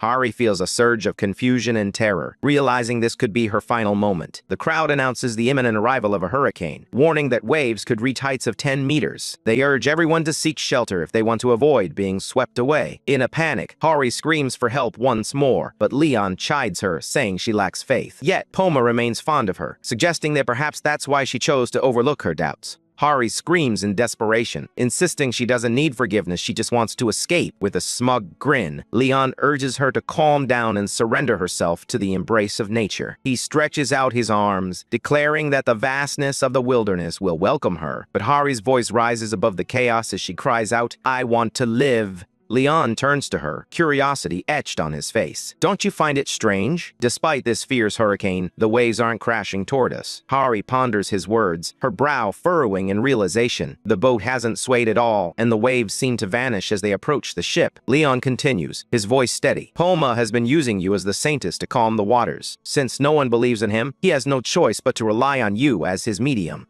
Hari breathes a sigh of relief, realizing that Leon's decision to tie her up wasn't driven by sexism. Suddenly, the ropes loosen and she slips down. At that moment, the entire ship lurches violently from the crashing waves. Panic sets in as Hari understands that the chaos is a result of her actions. Desperate, she clings to the pole and pleads, "Please, tie me up again." Without hesitation, Leon secures her once more. Meanwhile, aboard the Arleigh Burke-class ship in the USA, Reynolds leans over the railing, exclaiming that they were on the verge of capsizing until they began trailing behind another vessel. The demon beside him remarks that the captain has harnessed the authority of the sea and its waves. A ship blessed by such divinity will always reap a bountiful harvest and withstand even the fiercest storms. Reynolds dismisses the demon as useless. Just then, the captain delivers grim news. The Murasami-class ship that departed from Sasebo has capsized in the hurricane and is currently undergoing rescue operations. Frustrated, Reynolds laments that they've already lost a third of their forces before the battle has even begun. The demon urges him to concentrate on the gate, reminding him that it's the true priority. The sailors announce that they are now approaching the gate, preparing to send in the raid teams. Leon takes the lead as their boat nears the entrance. Suddenly, a fierce hurricane erupts, violently sweeping away the Pantheon Guild members and many others in its chaotic grasp. Hari jolts awake, coughing up water as she regains her senses. Panic surges through her as she searches for any sign of her friends. Had they all been swept away by the tornado? Desperate, she scans the area, spotting others scattered around her. "Wake up, please! Wake up!" she cries out, her voice filled with urgency. Suho stirs, groaning as he clutches his head. "Ugh, my head hurts," he mutters, struggling to sit up. Hari checks on Suho, her concern evident as she asks what happened to them. Glancing around, she wonders where are Leon and the others. Suddenly, a voice cuts through her thoughts, urging her to calm down and assuring her that everyone is safe. Startled, she scans her surroundings in disbelief. The voice prompts her to look below. With a mix of anxiety and curiosity, she glances down and is met with the sight of a turtle. The turtle speaks once more, addressing her as Saintess, and reveals that the sea has sent a messenger to aid her. Suho kneels beside her, affectionately calling the turtle Tiny. The turtle, however, rebukes him, declaring that he should show more respect to a divine being. Suddenly, a realization dawns on Hari. She quickly asks the turtle if it knows what happened, especially since Poma mentioned that everyone is safe. Speaking on behalf of Poma, the turtle explains that they were carried to a safe land by the authority of the waves, but unfortunately, it could not prevent Hari from being separated from the others. Suho admires the turtle, exclaiming how amazing it is. Meanwhile, Poma turns to Hari, expressing that this body is quite inconvenient for moving around, and asks if she could lend her shoulder. Kneeling down, Hari allows Poma to climb onto her shoulder. Just then, a sudden noise breaks the moment. The crew quickly gets into position as Daesung commands everyone to stay alert. Monsters are on the way. A voice calls out to Hari, urging her to raise her shield. Frustration wells up inside her. They hadn't even had a moment to catch their breath. With resolve, she lifts her wand, ready to unleash fire magic and take down at least one monster. But to her shock, the wand sputters and fizzles, failing her when she needed it most. Poma raises an eyebrow, teasingly questioning, is a saintess blessed by the ocean and waves really resorting to fire? Hari shoots the turtle a skeptical glance, exclaiming that she refuses to be the saintess if she can't wield fire. The turtle calmly responds, urging her to set him down. Meanwhile, the monsters begin to close in, maintaining their defensive stance. Deep within the forest, Reynolds battles the creatures surrounding him, determined to hold his ground. The demon acknowledges that things went awry at the start, but reassures him that it's all fine now that they've escaped that monster. With a commanding tone, the demon instructs him to leave the remaining American hunters behind to construct a shelter. They have important work ahead. Reynolds begins summoning nearby monsters, urging them to rise and lead the way to the stone statue. After some time, he finds himself standing before a grand stone monument and turns to the demon asking, "Is this it?" The demon confirms that this is indeed the stone statue, but they still need to locate a few more. As Reynolds begins to cast a spell, a voice interrupts him, urging him to wait. Yongwan steps out from the shadows and questions whether Reynolds truly understands the significance of the stone structure before them. Reynolds smirks, pleased to see that everyone is safe. "It's good to see you all in one piece," he remarks, clearly surprised by their swift arrival. Turning to Wang Wan, he adds with a knowing smile, "I take it you noticed the quest to destroy those statues as well?" Yongwan acknowledges that he did see the quest to destroy the statue of Rakshar the Great. However, memories of the Jeju Island Gate flood his mind. The Red Gate aimed to bring down Govrik, but there was a deeper purpose behind it. He realizes they still lack crucial information about these quests. With a furrowed brow, Yongwan expresses his concerns, emphasizing that they simply don't know enough about these gates. He questions whether the statue is a trap or if they should investigate what Rakshar truly is. Reynolds pauses, contemplating the suggestion. It makes sense to approach it that way. The demon then commands him to retreat, stating that he can't take them all on at this moment. Reynolds takes a step back, acknowledging Yongwan's impressive logic. He instructs everyone to return to the beach, where the Maverick members are waiting. Back on the island, Hari sheaths her weapon, declaring that they've finally vanquished all the monsters. She checks in with the group, asking if anyone is hurt. Fortunately, everyone is fine. Just then, a knight rushes over, panic in his voice, as he announces that they can no longer feel His Majesty's aura. With a mocking tone, Hari quips that the buffs were actually quite impressive. The knight, however, quickly clarifies that this isn't the real problem. He explains that they've previously tested Leon's aura and are aware of its range. The demon's resentful buff extended over 30 kilometers, yet none of them are currently feeling its effects. A realization dawns on Hari, and he understands the implications of this revelation. The island stretches over 30 kilometers in both length and width, yet it's highly likely that His Majesty isn't even on one of these islands. She turns to Poma for answers, but Poma shakes her head, revealing that the connection has been severed on her end as well. Hari and the others exchange worried glances, their concern deepening as they ponder Leon's whereabouts. Underwater in the dungeon, Leon finds himself face to face with a formidable monster. The creature stirs from its long slumber, grumbling that after 5 centuries of feasting on fish, it has grown weary of seafood. With a menacing charge, it declares its curiosity about the taste of a god's night. Meanwhile, Sir Yappy begins booting up the BIOS, only to be met with a frustrating setback. The device displays a failure message due to unrecognizable materials. Sir Yappy finds himself trapped in a dim cave, surrounded by an army of crab monsters. Despite his desperate attempts to escape, each effort ends in failure. With a mix of anxiety and frustration, he nervously addresses the creatures, but they simply scuttle after him, relentless in their pursuit. Meanwhile, on the foreign island, Hari gathers everyone to deliver troubling news. She has been unable to locate Kim Do-han and Jae-hike. Dicing admits he hasn't seen Section Chief Kim either. Another knight expresses surprise, wondering how the trainees could have vanished so suddenly. With a determined look, Suho reassures them, confident that they are all okay. However, he nervously glances at Hari, asking her if they will truly be all right.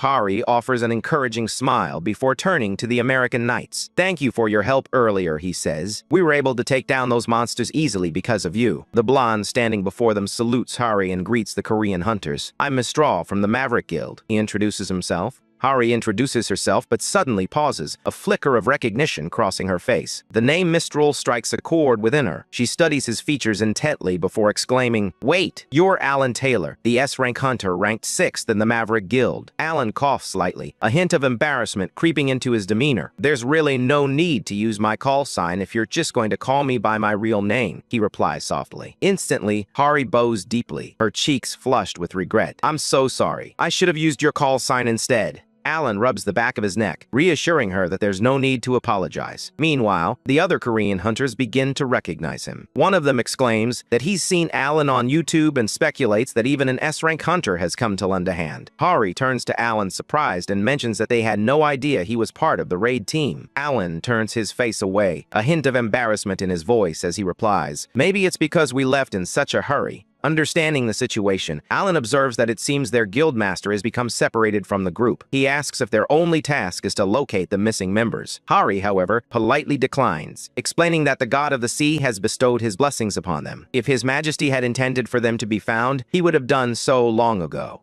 Suho mentions that His Majesty has his Pegasus with him. Alan stares at them, puzzled, trying to grasp the conversation. Before anyone can respond, a notification chimes announcing that the first wave is commencing. Hari, looking bewildered, asks if they are really expected to defeat a wave of monsters. Alan cracks his knuckles, suggesting they discuss their earlier conversation later, as they have a more pressing matter at hand. Suddenly, monsters emerge from both land and sea, and the notification board ominously counts down. Only 3 minutes remain. The knights gasp, realizing they're up against A-rank field bosses right from the start. Alan glances at the sea monster, a smirk playing on his lips.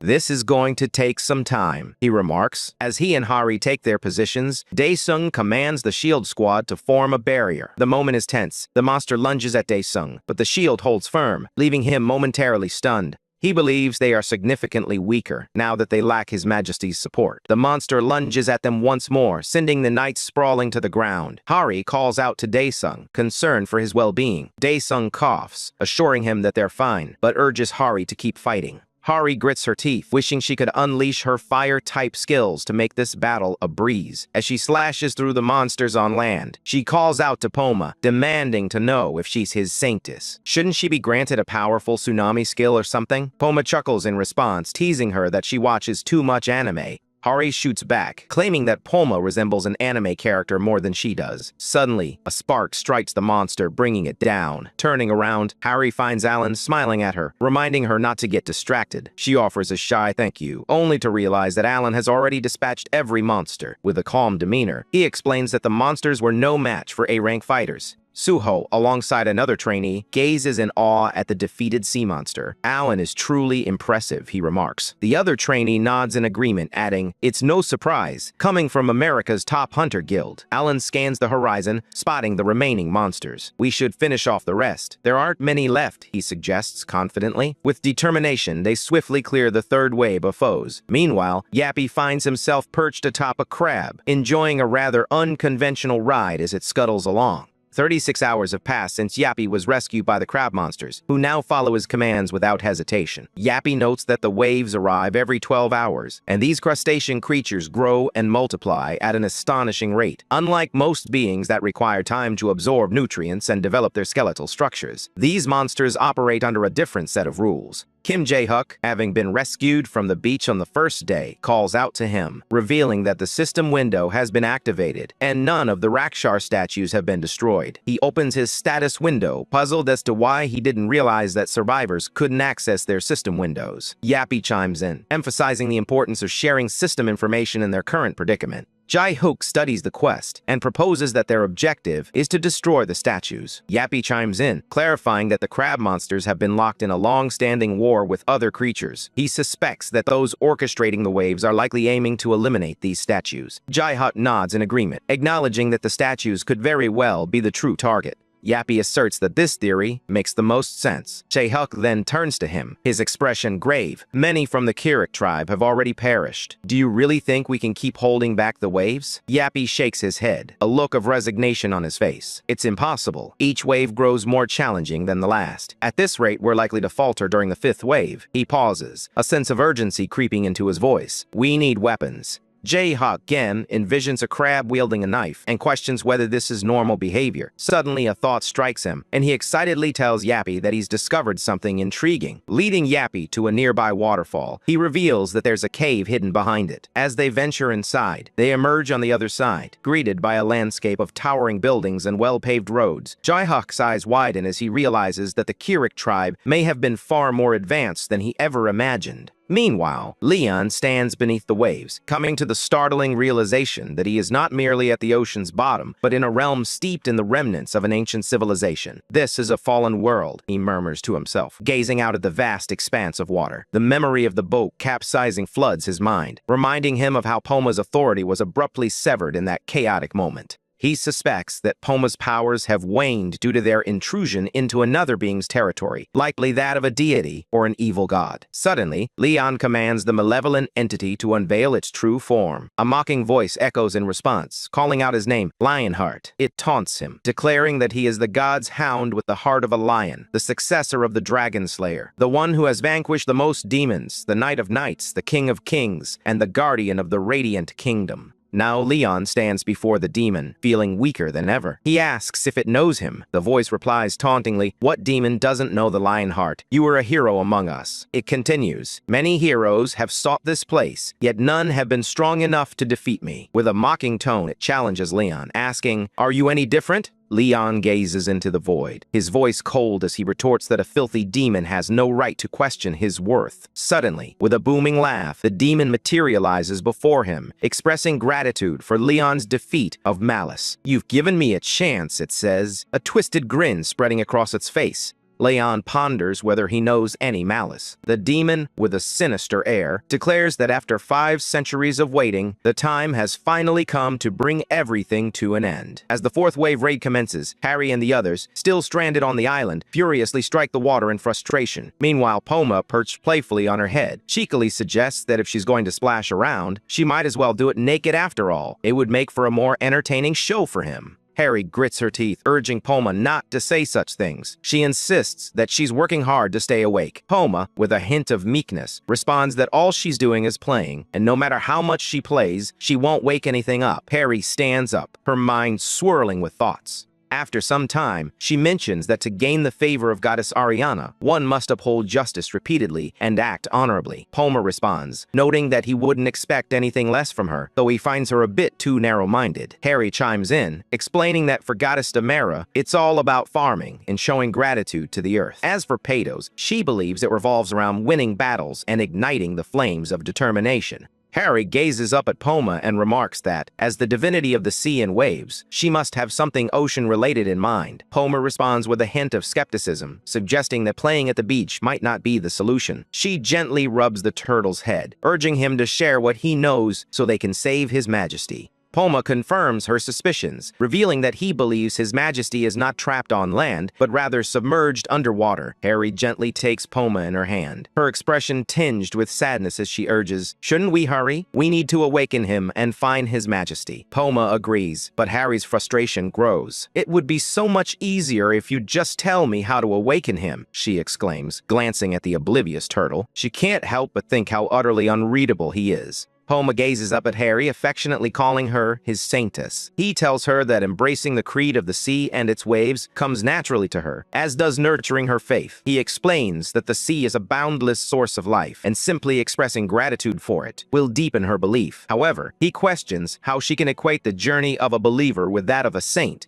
and how she can compare the wisdom of a knight to that of a soldier. Harry takes a moment to process everything, letting out a sigh as she resolves to try harder. Poma gives her an encouraging nod. Suddenly, Suho comes sprinting toward her, calling out her name. Breathless, he informs Harry that they finally located the statue of Rakshar. Harry's eyes widen in surprise as Suho reveals that it was the Maverick Guild who made the discovery. Meanwhile, Reynolds observes Yang Wan, who remains fixated on the statue, his gaze unwavering. Reynolds can't help but ponder why they are so fiercely guarding something that no one asked them to protect. To Yang Wan, however, the statue seems to hold an allure that captivates him completely, as if it were the most fascinating object in existence. The demon responds to Reynolds, noting that the Phoenix Guild appears to be questioning the quest. Reynolds suggests they should eliminate the statue quietly under the cover of night. The demon cautions against this, explaining that such an action would raise suspicions about Reynolds himself. It reassures him that a valid reason to destroy the statue will present itself soon enough. Meanwhile, Minuteman from the Maverick Guild calls out to Yang Wan, asking if they shouldn't take action against the statue after all.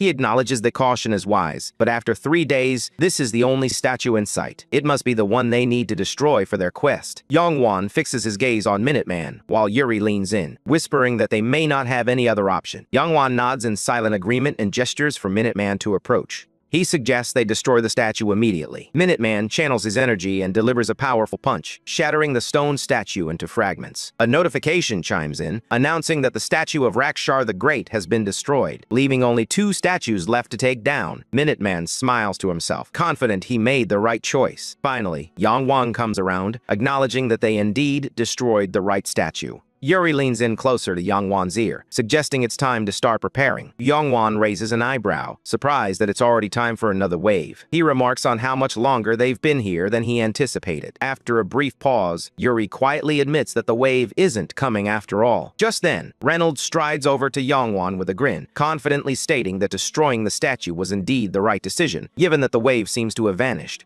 Yang Wan grits his teeth in annoyance, muttering that he's glad about something, though it's unclear what. Reynolds, sensing the tension, suggests they summarize the situation and calls for everyone to gather around. Once the group is assembled, Reynolds begins by theorizing that there are 3 statues hidden across the island. However, he emphasizes that their first priority must be locating the other members. He then poses a question: why not destroy the statues as quickly as possible? Yang Wan nods in agreement and begins sketching his plan in the dirt with a stick. He explains that there are 3 islands in total, and with 2 more statues to destroy, they should split into 2 groups to cover more ground. Reynolds chimes in, suggesting that the team that destroys their statue first can then seek out the other group. Yang Wan assures everyone that moving between the islands will be easy, thanks to the available boats. Minuteman rallies the guilds, urging them to destroy the last 2 statues. As Yang Wan gathers his team, he announces that they will set off as well. They board the boats and make their way to the island. Upon reaching the shore and stepping onto the ground, they are taken aback by the sight before them. Broken pieces lay scattered across the ground, and Yang Wan can't shake the feeling that a war has taken place here. His gaze falls on a cannon half buried in the earth, a clear sign that something is amiss. He quickly orders his guild to retreat, insisting that this island has an unsettling aura. Suddenly, a sharp kyric pierces the air, heightening their tension. Yongwon readies a fire arrow just as a robotic claw bursts from the ground, unveiling a monstrous crab-like creature. Then another emerges, followed by an entire army of them. One of his guild members nervously points out that the enemy is armed with firearms. Frustration etched on his face, Yongwon questions why this island feels so different. He attempts to maintain his composure, reasoning that the monsters from the previous island lacked weapons, so surely these must be mere illusions. Just then, a crab monster unleashes a laser blast, leaving Yongwon in stunned disbelief as he shouts, "The weapons are real!" Regaining his focus, he quickly reassumes his stance, fully aware that there's no escaping this encounter unscathed. Suddenly, a commanding voice echoes through the air, instructing everyone to kneel before the chief of the Kyric tribe. Sir Yappy and J-Hook make their entrance, perched atop a massive crab. With an air of authority, Sir Yappy demands the mortals to surrender, declaring they stand no chance of victory. Yongwon gazes at them, his heart sinking as he recognizes Yadspinay and J-Hook as children of the Pantheon, sealing the fate of the Phoenix Guild.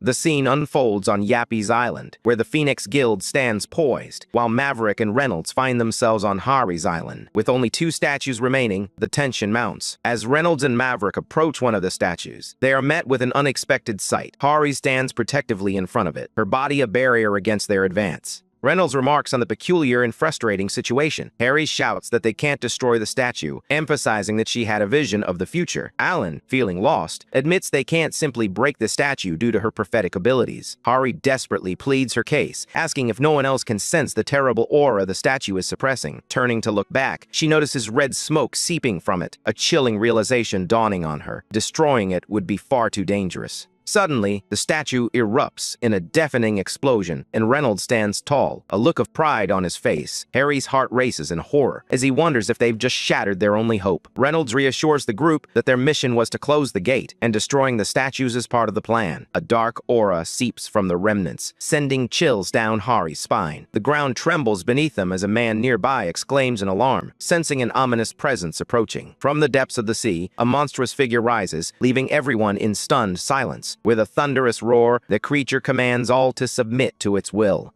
He declares himself their chaos, their despair, and their misery, vowing to crush their hopes and still their beating hearts. "I am Rakshar, the demon of chaos," he proclaims, his awakening sending a wave of dread through all living beings. The onlookers can only watch in horror as the guild members succumb to his sinister trance. The chaos aura envelops everything, instilling a sense of weakness, panic, fear, and hopelessness. Rakshar unleashes another roar, noting a foul smell in the air, but dismissing it with a smirk. It's not time for delicacies just yet. Daesung stands firm, shielding those around him as Rakshar continues, declaring that he must first deal with the creatures that sealed him away. He taunts them to savor their fleeting moment of hope. With that, the monster submerges back into the water, and the area becomes tainted by chaos, driving all living beings into a state of abnormal derangement. As everyone's eyes turn bloodshot, chaos erupts as they begin to attack one another. Amidst the turmoil, Hari desperately tries to restore order, urging everyone to resist the effects of the status abnormality. Without warning, Alan lunges at Hari, who narrowly evades his strike. "Get it together," she urges him. Alan, consumed by his fervor, shouts that it's the right thing to do that. They need to die, and he's determined to help her. He charges forward, but before he can reach her, Minuteman intervenes, delivering a powerful blow that halts Alan in his tracks. Hari nervously expresses her gratitude, but in a shocking turn, he pivots and delivers a punch with such force that she is sent sprawling into the water, gasping for air. As she struggles to surface, panic grips her. Did she really have no time to react? She fights to breathe, her mind racing with the terrifying thought that she might drown here. In that moment, memories flood back. Goverick had once told her that her parents died saving the world, that they were heroes, a notion that had always seemed so grand. He had patted her head and assured her that she would grow into a person of great honor. But now, as she flails in the water, she questions the value of being a hunter of justice. What does it matter if she's a god saintess when she pales in comparison to Sir Joverick, let alone his majesty? At least Sir Joverick had died with honor, sacrificing himself for a noble cause. Suddenly, Poma suddenly appears before her, calling her name with a gentle urgency. Don't try to grasp the ocean, he advises. No matter how hard you try, all you'll ever hold is a handful of seawater. He urges Hari to fill her heart with faith and trust, to recognize and embrace the greatness within her. Though Hari is bewildered by his words, Poma insists she listen to the whispers of the ocean. He tells her that if she hasn't felt it before, she should feel it now, the rhythm of the ocean, the whispers of the coral reef, and the grand symphony of the sea. Poma kisses her gently on the forehead, calling her his mortal. He advises her that if she truly wishes to attain immortal powers, she mustn't chase after them. Infinity is something to embrace, something she already envelops herself in. In this moment, she exists within infinity. A foreign glow envelops her, and as she closes her eyes to find peace, a sudden realization jolts her away. She knows her power well. Scanning the surroundings, she quickly locates His Majesty. With a graceful wave of her hand, she parts the waters, invoking the divine law of the sea. The underground city emerges from the depths, and there stands Leon. As he turns to face her, he beckons her to come closer. Just then, Hari awakens, hearing Leon's praise. "Well done." Startled, she regains her composure and lets out a piercing scream. Leon instructs her to stay still as they ride Stallion, his trusty Pegasus. Harry questions whether she had been in the water, prompting Leon to turn away, relieved that he didn't have to witness a saintess of water drown. Suddenly, a chilling memory strikes Hari, the resurrection of the fearsome monster Rakshar, and the chaos that ensued as people turned on one another in a frenzy of violence. Leon acknowledges the gravity of the situation, explaining that no ordinary person can maintain their sanity in the presence of such overwhelming evil. He commands the Pegasus to land. As they touch down on the island, Leon pulls out his glass and announces his arrival with a commanding presence. The aura of the King of Lionheart begins to push back against the oppressive status abnormality, allowing the people to regain their senses. Daesung approaches Leon, visibly relieved, and expresses his happiness at seeing him safe. Leon commends Daesung for handling things well in his absence. Daesung then shares the troubling news about the missing soldiers and trainees, mentioning that he heard they're safe thanks to Poma. Still, he urges Leon to check on them. Leon offers reassurance, stating he can sense their presence, which visibly eases Daesung's worries. He then commands everyone to exit the gate, reminding them that thanks to the Saintess, they should be able to walk on water if they just have faith. He urges them to dash toward the gate. Alan urgently asks what will happen to them. Leon replies that they will rescue as many survivors as possible and buy time for their escape. Just as they attempt to leave, the monster materializes before them, tauntingly calling them little parasites and declaring that this is where they all belong. He reveals that he has long awaited this moment. As he begins to conjure a fireball, he suddenly halts, sensing the presence of a Grail Knight. Yappy then appears, perched confidently on a crab. The monster roars, demanding to know how they are still alive when they should all be dead.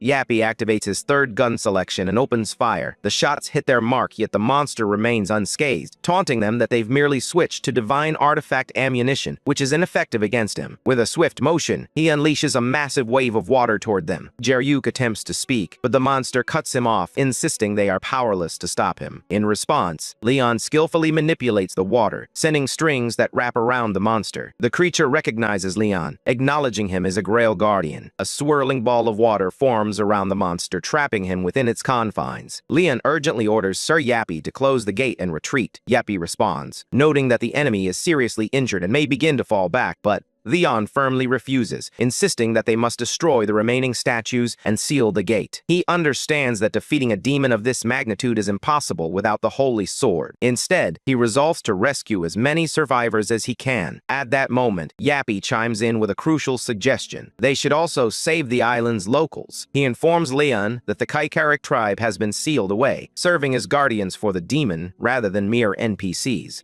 Leon glances anxiously at the dwindling time, questioning whether they'll have enough to stop the demon's release. Yappy reassures him, stating that they will utilize the Kaikiri tribe's last resort. With the Saintess's blessing, they can walk on water. Harry, urgency lacing his voice, insists they must hurry to escape before the great demon breaks free. Just then, the demon bursts forth from the water bubble, its voice dripping with menace as it declares that Leon will never escape its grasp. Leon signals to his horse, and they charge toward the monster, sword raised high. With swift precision, he severs a few of its limbs before retreating back onto Stallion. The demon taunts him, mocking, "Look at you, buzzing around like a fruit fly." Anger surges within Leon as he activates his divine energy, racing toward the demon, while reliving the satisfying memory of the Lord of Chaos's screams as the flames consumed him. The demon retorts that he can eliminate Leon before Leon has a chance to strike. Suddenly, massive crab monsters seize the demon's remaining limbs, leaving him thrashing in a desperate attempt to escape. Seizing the opportunity, Leon unleashes a powerful attack, invoking divine punishment with the flames of war. His eyes blaze with a fierce intensity as he proclaims, "Let there be glory to Lionheart's name."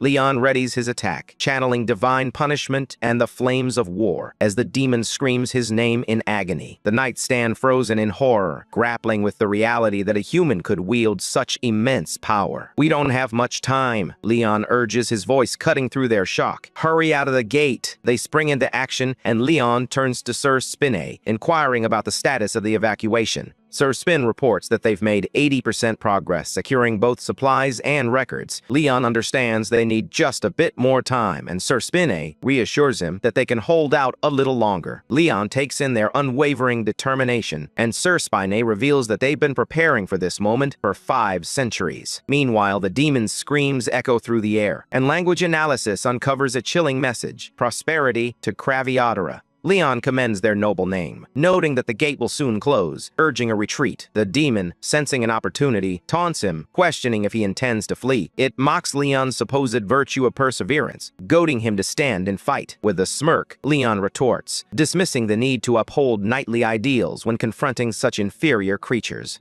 He boldly declares his disdain for green beasts and evil creatures. Enraged, the monster screams at Leon, vowing to kill him no matter the cost. But before it can act, the gate slams shut. The world is thrown into chaos following the first ever sighting of an Archduke-level demon, leaving humanity to grapple with the devastating aftermath of the great demon's rampage. This news was perceived as a harbinger of impending disaster, yet it wasn't entirely bleak. Some individuals managed to resist the mind corruption that even renowned S-class hunters succumbed to. Viewers around the globe were captivated by a video showcasing the Pantheon Guild's remarkable achievements within the gate, which went viral on YouTube. In a moment of camaraderie, the president shook hands with Leon, expressing gratitude for lifting a tremendous weight off his shoulders. The president dismisses the matter, expressing surprise at the news of 10,000 survivors. Leon counters, emphasizing that these individuals are honorable souls who have bravely battled the demon for years. Curious, the president inquires about the statue. Leon reflects that it likely serves as a territorial marker, but clarifies that its true purpose is to honor the great heroes who sacrificed their lives in the fight against the Archduke demon. He explains that the statue in the center symbolizes Poma, the divinity of the sea and waves. Curious, the president inquires about the other statues. Leon reveals that one represents himself alongside Sir Spinay, who serves as the representative of the Kirik tribe. The president is taken aback by this revelation, prompting Leon to chuckle and say, "Just kidding."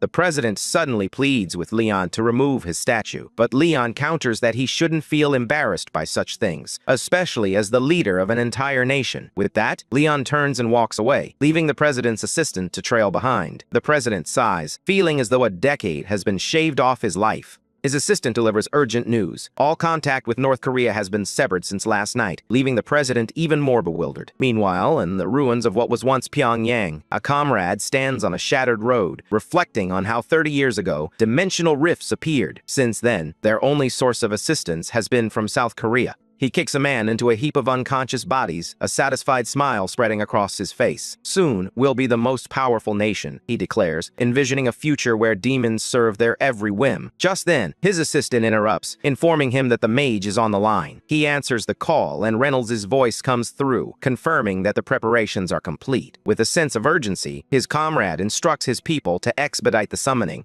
As the great demon rises, its injuries leave the comrade stunned. He turns to his companions, questioning whether they performed the summoning correctly. The demon, sensing their concern, apologizes, explaining that it requires time to heal and that they will need to wait longer for the other great demons to return. However, it reassures them with a surprising twist. There's plenty of food available, which leaves the comrade utterly bewildered. Deep within the dungeon, a red-haired girl beams at her white-haired companion, declaring that she has revealed everything and is no longer keeping secrets. The white-haired girl raises an eyebrow, intrigued by the notion that demons can traverse any gate they desire, suggesting they can be led wherever they are needed. Meanwhile, Hari calls out for Sir Yapi, as the people of Kirik diligently labor to construct their new structures. She acknowledges their ability to breathe underwater, but questions whether it's truly safe for them to settle here. Yappy reassures her that their people can thrive independently as long as they have a nest and a place to breed. As she gazes at the kitten, she becomes puzzled by the sight of countless crabs scuttling about, realizing that finding food will be a challenge. Just then, Yappy informs her that they've been registered with the Pantheon Assurance Service, which will assist them in adapting to modern society. He explains that the service offers numerous benefits, including administrative and legal support. Harry contemplates joining but is taken aback when Yappy reveals that she's already registered and has been receiving the services since last month. Panic sets in as she discovers she's been charged an astonishing $19 trillion love. Just then, Leon approached on horseback, urging Hari to climb on as he needed to return to the guild for a while. Hari was taken aback. After all, Leon had previously claimed that the horse was a king's steed, reserved only for the queen and Sir Yappy. Sensing her hesitation, Leon dismounted and extended his hand, encouraging her to take a seat. However, instead of accepting his offer, Hari felt a wave of unease wash over her, discontent brewing at his insistence. Leon presents her with an envelope containing property rights, asserting that it's only fitting for a king to grant a knight their own land. While Hari's faith remains uncertain, it's evident that the gods have chosen her for a dual destiny as both knight and saintess. Overwhelmed, a soft thank you slips from her lips. However, her moment of gratitude is cut short when Leon advises her not to behave oddly or like a servant. He doesn't expect her to behave like a noble, but she certainly doesn't need to demean herself. Embarrassed, Hari climbs onto the horse beside Leon. After a quiet ride, she finally musters the courage to ask if she is considered a noble now. Leon's answer lights up her face with joy. He explains that it's true though, in the hierarchy, she will rank just below the queen, Sir Spinne, and then Sir Yappy. She immediately calls out to Sir Yappy, teasing him for treating her like a noble, only to be met with a sharp crack of his whip. Leon casts a judgmental glance their way, unimpressed by their childish antics. Later, in the Pantheon Guild, Leon stands beside Queen Beatrice in her workshop. He learns that the experiment was a success, confirming his suspicions. Demons are indeed using gates.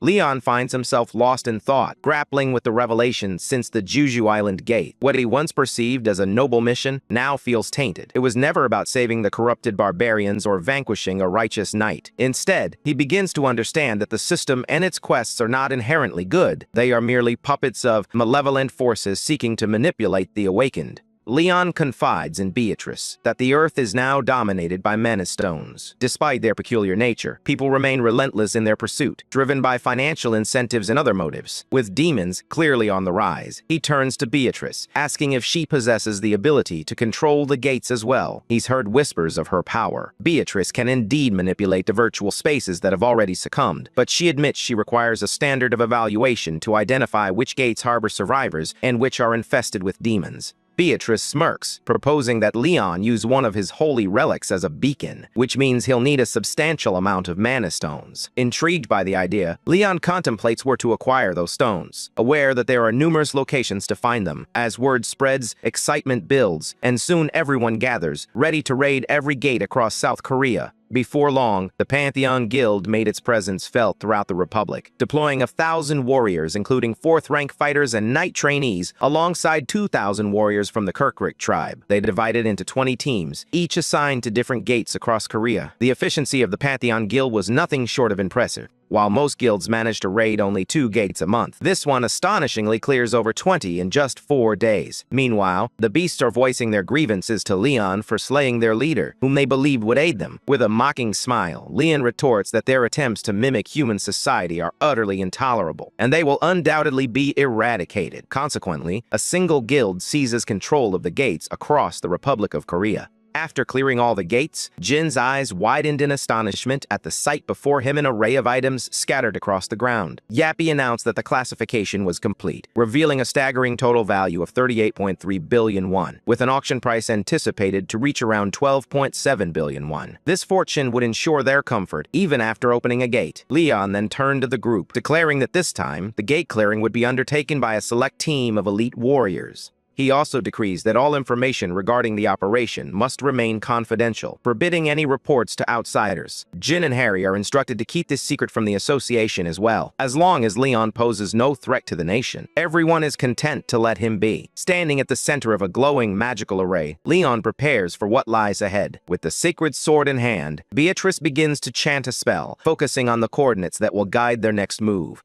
Everyone watches in awe as streams of energy converge, and suddenly, an artificially created gate materializes before them. The sight is nothing short of astonishing, leaving the crowd in disbelief. However, Leon stands impressed, while Beatrice can't help but smirk at the astonished expressions around her. As they step through the gate, they find themselves on a chaotic battlefield, where numerous warriors are already locked in combat. Suho rushes to assist Jae-hyuk, his gaze darting around in confusion, trying to make sense of the tumultuous scene unfolding before them. Leon senses that something is wrong with the gate. Once again, the warriors find themselves scattered. Suddenly, a deafening roar echoes through the air, and a massive army of orcs comes charging at them, weapons drawn. Just as the orcs prepare to strike, a knight named Babel leaps into action, deftly dodging an attack and swiftly dispatching one of the creatures. He turns to Jae-hyuk and Suho, urging them to stop standing there like statues. This is a battlefield, not a playground, he admonishes, rallying them to fight back. With a respectful demeanor, Babel kneels before Leon, but Leon swiftly identifies him as Valterix Shredder, a company commander. Undeterred, Leon presses for more information about their surroundings. Babel explains that they are in the heart of the Ryam Valley, currently in the midst of transporting Sir Zarya's holy relic. As Babel speaks, realization dawns on Leon, his mind racing to piece together the gravity of the situation. The moment has passed. Zarya of Twilight, the Grail Knight of Dreams and Death, has failed in his final mission. In the wake of Babel, Leon is consumed by regret. He wishes he had gathered more information during his time in paradise, believing it might have made a difference now. Yet he understands that what's done is done. His focus must shift to grasping his current situation more clearly.